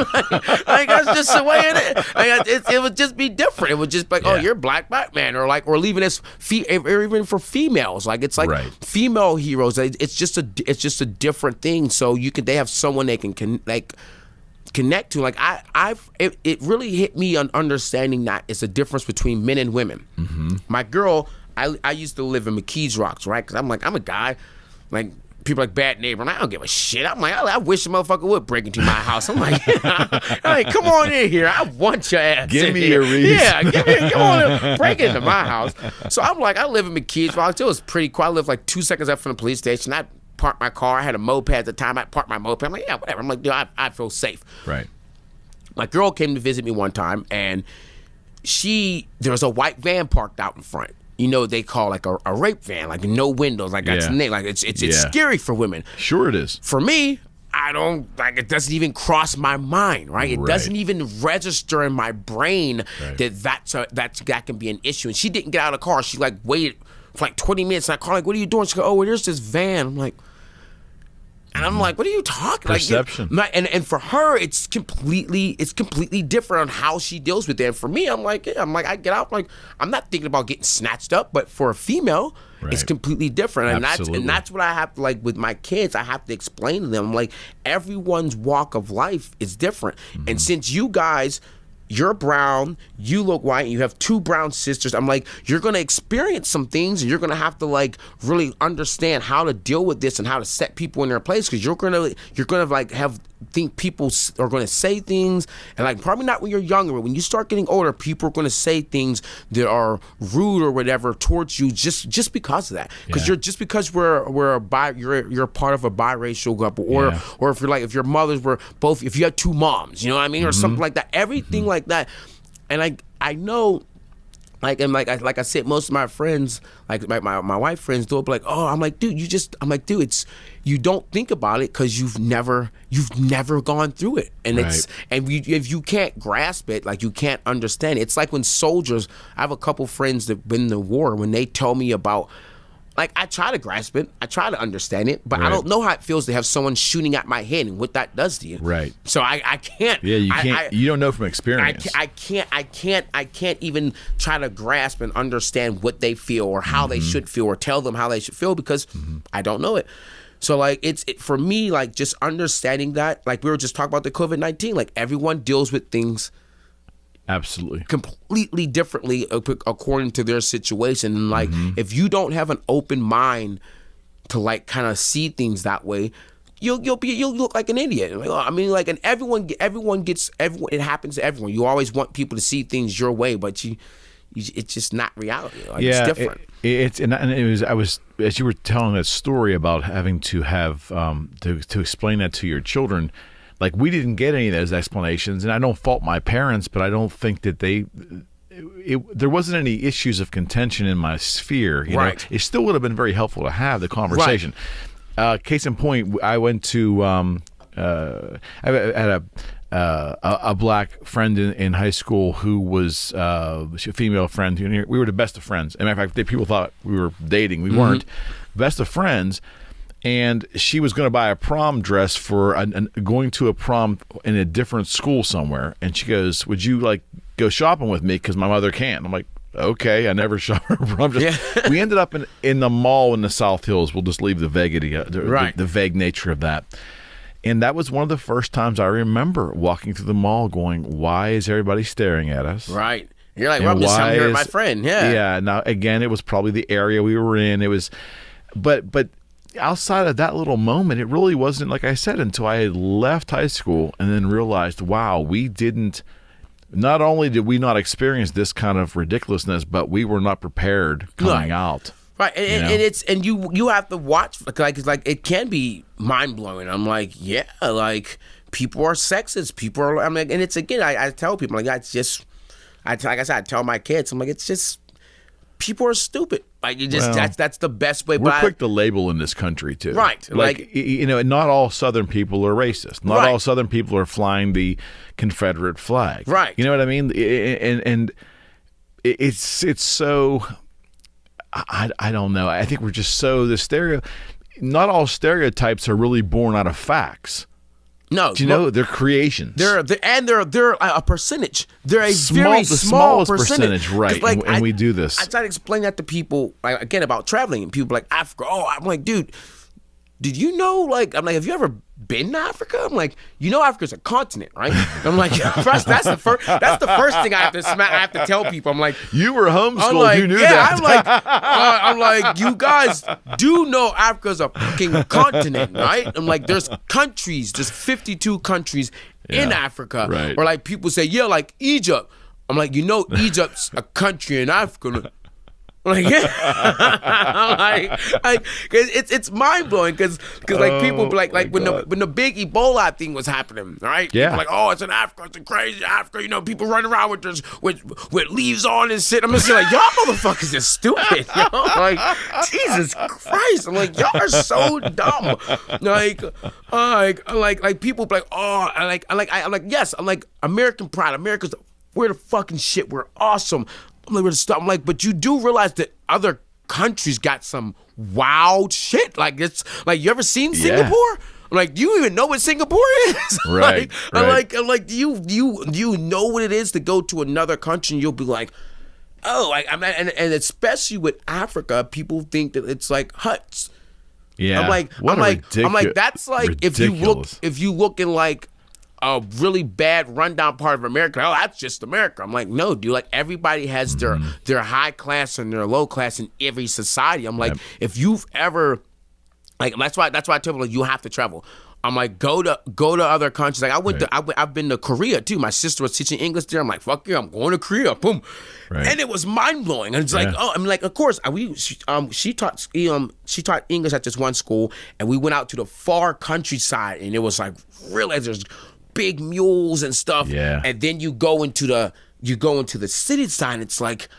And it's a completely different world. New York. Like, exactly. I mean, like, it's like if you go to West Virginia, you go to the backwoods of West Virginia, it's real, like, it's real chill. And then you can shoot up this way. You go up to the city, and there's a stadium. I'm like, but yeah, and I think from a traveling standpoint, you're only going to have you have that perspective because you've done it, dude. When I was not to cut you off, but my mother, we lived in Africa for 2 years when I was younger. So we lived in Ghana. Oh my gosh! So we lived in Ghana for 2 years when I was younger. My mom moved our whole family to Ghana. Everyone, we all moved to Ghana. 4 kids. We had a doctor here, Dr. Steve Green, who runs a charity for the poorest of the poor in Ghana and bringing fresh water there. Over there, a fascinating guy. You probably would have really enjoyed talking with him. Awesome, man. Yeah, Steve Green, really super guy. Anyway, sorry to interrupt you there. No, you're fine. So I mean, like I've understood. Like that, there's life outside. Like it's weird because like it's so like you're from around here, so you know there's some people that never leave around. Like I'm going to go to the same bar that my dad went to. I'm gonna go there. I'm gonna get a job over there. Probably in his town. I'm gonna drink my same beer because I like my regular stuff. I'm gonna do it, and I'm gonna watch my regular sports. I'm gonna do same pizza shop on Fridays. Yeah, I'm like, I love it. I'm like, yeah, Steeler country. Like, I'm watching Steelers. I'm not watching anything. I mean, you're just like, damn, dog. You know, there's other shit you can do. I mean, like, even being a professional fighter, like. Even in Pittsburgh, like we have 3 guys that went to the UFC in Pittsburgh. Me, Adam Milstead, and Chris Dempsey. And half the people in Pittsburgh don't even know that because Pittsburgh is just such a everyone's just like we're gonna do regular shit. Steelers, baseball, college basketball. Yeah, fighting. Primarily Steelers. Yeah, primarily Steelers. I'm like, yeah, because no one wants to debate and Penguins. You know what I mean? Like it's debate. And I like that. I mean, it's like I said, that's self pride. You love where you come from and stuff. But I'm like, step out of your comfort zone. Yeah. I'm like, get out. Like I even still have people that like, I tell them I'm a professional MMA fighter, and they go.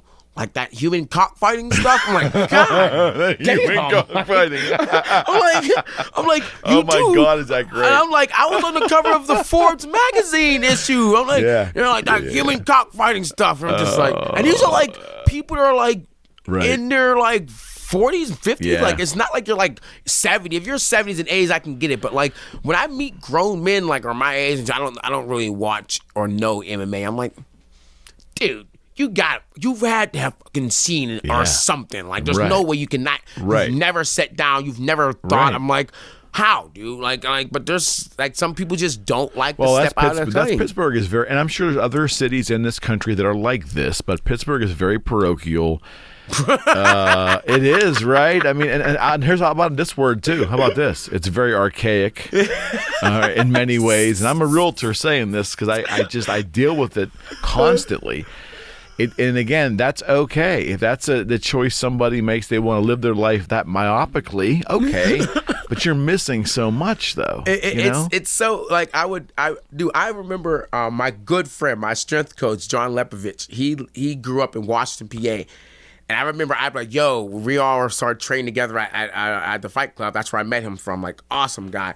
Hate him at first. Hate him at first.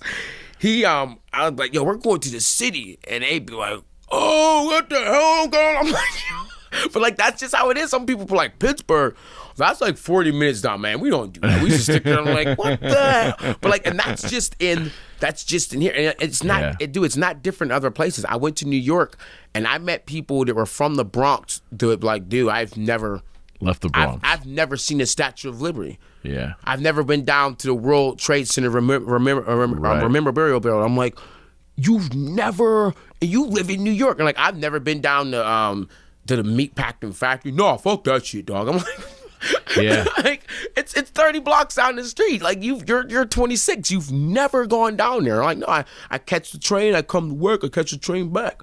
And that's why New York was such an eye-opener to me. I'm like, wow, some people just really live in that. And for New York, the crazy thing was it's that they live in like a 5 to 6 block ratio. Right.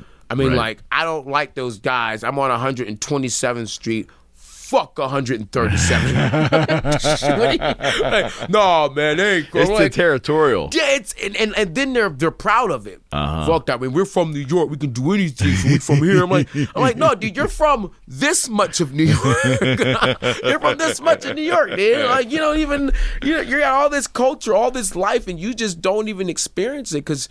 Again, it's like you're in There's that a little bit spot. of fear involved in that too. I think. A lot, don't you think? I mean, like it's again, like we were just saying, like they just, and like I remember I got the one guy, and this was it was such a good experience. He was like he had never been down to the meatpacking district, and he was like, nah, man, I'm not going down there. There's a bunch of weirdos. I'm like, dude, we're on 50th and Broadway. I'm like, yo, we're getting off of work and we're walking down there.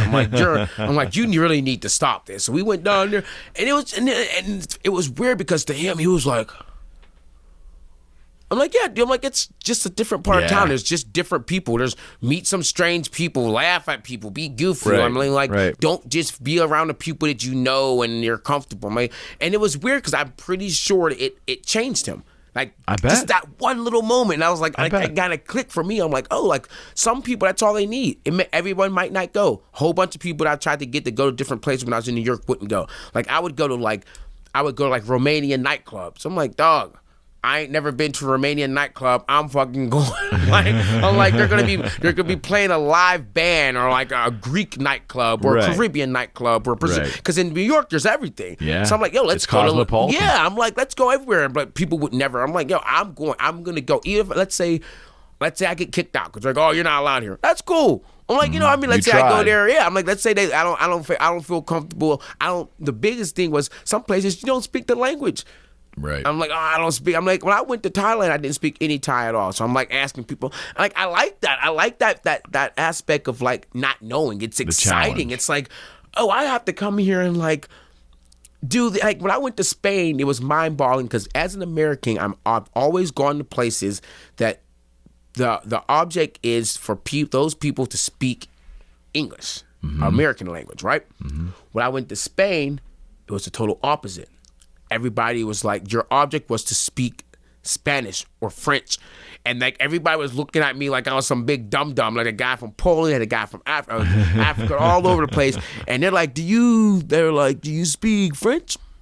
Spanish? And they're like all looking at me like, dog, you don't speak nothing else. And like they all spoke like 3 languages. I'm scratching my head like, this is an eye-opener. Yeah, wow. We're like deficient in language in this country. Yeah, I'm sitting there like, oh, so this time, like, you're telling me that I should know your language. I'm like, that was a strange experience. And they're like, yeah, like, they're like the stuff were all on the walls and stuff. And like, you had to like get someone to like, if you wanted to order something, it wasn't said in English too. Like, if you go to Korea, they've really pushed the English language really hard. That's what my little sister was doing. She was teaching them English. So like they want to translate or they want people to know how to speak. In Spain, it was different. They're like, no, dude, learn Spanish, learn French. Got it. Like, so it was an experience. They're like, oh, that's different. I've never felt that before where my language is like we're the minority. My language is the minority here. Like where I'm you're telling me I should adjust to you, not you should adjust to me. Well, and I think, and again, this may not fall in favor with a lot of the viewers and listeners, but I've always believed that there is a level of arrogance that goes with being an American that is really gets put on display when that American travels outside the country. And that's why a lot of people don't like to do it. Probably so. And well, even to the casual sports fan, like in this country, I guess football is king. I'm a baseball nut, but I will accept that football is king in this country, American football. American football doesn't mean shit to anybody once you leave the shores of America. Like soccer. Right. And you're the like, real football. Yeah, exactly. You're like, what do you mean? But it's different. It's different ways. I mean, like, it's just a different understanding of things. And that's why, like I said, I think it's so good just to just see things differently. Like just like I mean, you may not have to like it, but like I didn't really like. Hey, I didn't really like the bullfights. At the end of the bullfights, they kill the bull. I'm like, holy. Pretty gory, huh? Dude, they stabbed him like 80. I know. I'm sitting there like this is, and everyone's like, yeah, like you know, because they're crazy. Yeah. But I was just like, hey, it's different. It's a thing. Like it's I like for some people like if you go to India, then the cows are considered completely different. In America, there's a burger everywhere, and people are like that's stupid. I'm like.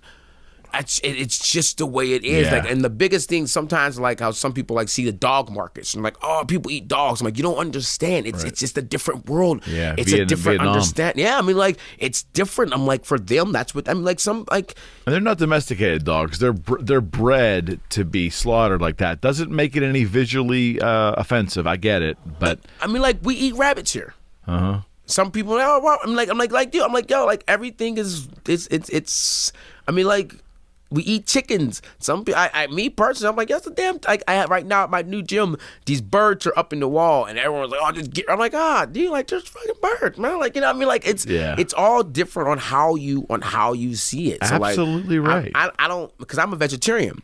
I'm not like a don't kill animals vegetarian. I was just raised vegetarian. I'm just a vegetarian. Right. So like I always try to understand how people see things and tell people like, yo, just step back and. See differently. It's hard. It's hard for most to do that. It's actually a skill, and you can teach yourself to be that way. But you gotta wanna learn to be that way. That's the biggest thing, and it's like developing a muscle. If you weren't taught that as a kid, right, it's really hard to be like you know how hard it is. Like one of my ex girlfriends, I went to her families. They were from Ohio, and they like lived in the back parts of Ohio, like not like the sticks part. They had like nice houses and stuff, but like all everyone did was watch Ohio State football, and it was like that's all they did. And like it was weird because the all the boys in the neighborhood would like graduate and they get a job at the factory, and all the girls would graduate, go to school, and they'd be nurses. And that's it. That's just how it is. Yeah. And I'm sitting there, I'm telling them about what I do. At this time, I probably had one pro fight, and they're like, "What do you do?" And I was like, "Oh, like I work in a restaurant to support my career." And I go, "What do you?" I'm a professional fighter. And they like, no clue.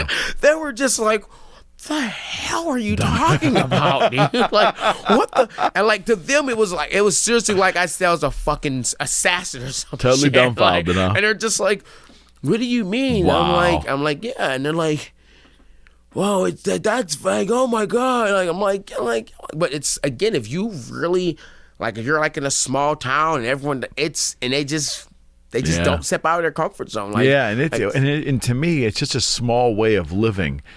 I get it if you don't know any better, and I'm not knocking it. I'm just saying if you're that myopic in your surroundings and that's all you can see, feel, and taste and touch, it's just a shame because there's so much more out. I should travel way more. My wife's an international flight attendant. She's always trying to get me to go. But the trips are so short, though. It's like if I hop on a plane, I'll be in England for 18 hours and I got to fly home. It's not real fun for me. But to go for an extended period of time, I should do that.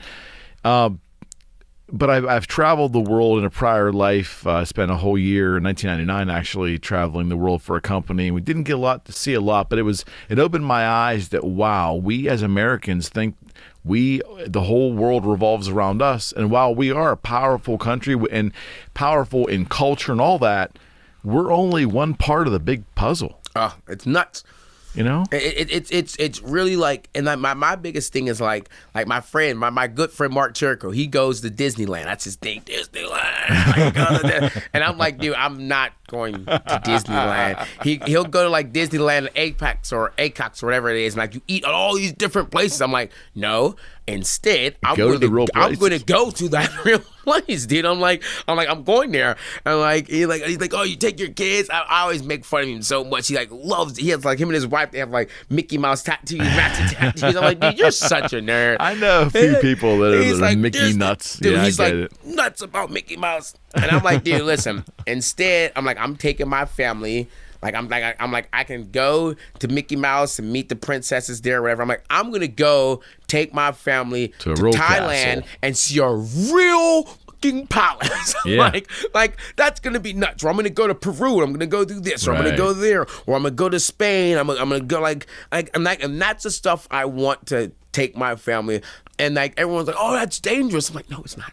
No, it's not. I'm like, stop thinking like that. It's not dangerous. That's living your life in fear. I'm like, people get snatched up everywhere. That's the human race. Man to man is so unjust. That's just the way it is. I'm like, but you can't be afraid of that. Like, you can't live your life like that. And you know what's really interesting to me is the last 20 years or so, these cable stations like the History Network and Discovery and these science stations, they've done a great job, showing us different parts of the world. Yes. In beautiful high definition. You think that would encourage people to want to go. Dude, there's a thing on Facebook called Earth Porn. Earth porn. And I follow the pages to remind me how minute and small I am. Right. And like you see the rice fields in China or something, you're like, oh my God, or like these huge, it's just some of the most amazing things. You almost for a second, you're like, that's a fake picture. That's not real. There's no way that's, you're like, there's no way that's freaking real. There's no way that's real. And like, I get it. Yes, Disneyland is fun, or like going to New York is fun and stuff like that. And going to, I'm like, but the earth itself around the world, like going to there's people that has never been to the Grand Canyon or stuff like that. I'm like, dude, like America has natural things that people just don't. They don't get around to go see. I'm like, like you're got your new iPad, you're doing this, I'm like, experience. Yeah, and so that's a very interesting point. So what does experience mean anymore? Because the visual experience of seeing it like in live motion on a device, that's kind of replaced the experience of being there and smelling it and feeling it and looking around and having it engulf you. Dude, that's why I love fighting. Because as cheesy as it sounds, it's as real as it fucking gets. No doubt. The experience, the fear, the excitement, the danger, the blood, the sweat, the sacrifice, it's all right on you. It's like right there. Like when you go to a fight, you can smell it. You can feel it. Like it's like, like you can your hair jumps on in. It's a different feel and it's raw. Yeah. Like it's and to actually do it, it's like going to a game, like a championship game, like what I mean, like a Steeler playoff game or something. That feeling you get with fighting, it's even more primal. Yeah, it's on a different level because it's just you and that person. And the weirdest thing now, having the fights with no audience, you can hear it. So it's like, it let's talk about that. More. Let's talk about that. So you were scheduled to be on this UFC card that was canceled. Yes. So talk about that a little bit. So I was supposed to be fighting this guy, Avatar Atman. He's from Morocco. I was going to beat his ass. but that didn't happen. So I'm like, whatever. So I was supposed to be, it was supposed to be on the April 18th in Brooklyn, New York at the Berkeley Center. Yeah. I'm going nuts. I'm like, man, we at the Berkeley Center. This is huge. Again, I get picked to be on this card, was going to be the biggest card of the year because Khabib was supposed to be fighting Tony Ferguson. This fight was supposed to happen for 5 years. Finally, they're clashing. It's nuts. Everyone's going crazy, yada, yada, yada. I'm training my ass off. I'm getting ready for this fight. Everyone's excited. COVID-19 starts sliding in below the door, right? Sliding in below the door. Starts messing up everything. Right. I'm still training, trying to do stuff. Things really start getting hectic. They start canceling sports and stuff. I'm like, shit. I'm like, okay, fight's still happening. Then they we're not having it in New York because New York shuts down. New York gets really bad. Right. Things start switching up. They're supposed to have it out of the country, yada, yada, yada, all this stuff. We're still training. Then my opponent gets stuck. He's in Morocco. That's not happening. Khabib gets stuck in Russia. He can't get back. So that's not happening. I give Tony Ferguson a new fight, Justin Gaethje. This is even crazier fight. Everyone's still amped. UFC is going to be the only thing happening. I'm leading up to it. I'm cutting weight. I'm 6 pounds over. So I'm dying. I'm hurting. I'm like, I just did my last hard day of training. I think it's Thursday or Friday. It's Friday or Thursday, one or two, the week before the fight. I'm like 10 days out. And I get a call and they're like, yeah, dude, everything's shut down. Nothing's happening. And it's just like, and I'm just like, oh my God. It's just like, because I was really looking forward to it because the way I was thinking, I was like, because a lot of people are like, aren't you afraid of the COVID-19? I'm like, yeah. I'm like, but the way they're talking about it, I'm like, there's really no way to get the fuck away from it. Yeah. Like, unless you literally sit in your house and zip yourself up, there's a way to like try to stay safe and not like be in like large areas of 1,000 people and shit. Don't be going to raves and shit. But there's just no way to get away from it. I'm like, so if I can do this, I'm like, they're going to test us, all this stuff, be safe. I'm like, I'm cool with it. And I was really excited because I'm like, we're going to get a chance. I'm going to get a chance to be in the history book. Absolutely. Like, I'm going to be in, like, this is going to break. And I'm like, my kids will hear about this for the rest of their life. Like, this will be nuts. Like, even with the last event that happened, it wasn't as sensational as it would have been if it would have happened on the 18th, because that was in the middle of everything going insane. And it would have just been like, it would have been so much more momentum. Like, now, COVID-19 is still dangerous, but it doesn't have anywhere near of the same threat aspect as it did, or like the world isn't as on pause as it was back then. Everything's back. Like, there's mad cities are already back to stuff like other parts. Like, I just saw the news last night that Disneyland in China reopened. You know what I mean? Like, they're going through certain procedures, but like it's reopened. So yeah, it's awesome. So like everything's on its way back to being as normal as it can. Now, will that fight get rescheduled with you? How's that work? So they hit me up. The UFC hit me up 3 weeks out from the fight that's happened this past weekend. And they were like, do you want to fight? We have a fight for you. And I was like, I can't, because I was moving my gym. I had planned things out to fight, move my gym the week after and stuff. So of course. all of that. And then like the UFC thing canceled. They didn't give me any money. Like, they said they tried to get me another fight, but they didn't give me any money. And at the time that the fight got canceled, the world was ending. I remember I'm driving to one day and I'm like, fuck, it's all over. It gave you that feeling for a while. Damn. I'm like, it's really all over. Shit. I'm like kind of mad. I'm like, it's really all over. So like I started focusing more on being able to provide for my family. It's like, okay, I got to make sure I switch my gym over, get all this shit done, so I can maybe do privates with certain people, so I can at least make a little bit of money to do things. Sure. And then they call me up and like, we have a fight for you on the 12th. I'm like, I can't take that fight because there's fights tomorrow. Yeah.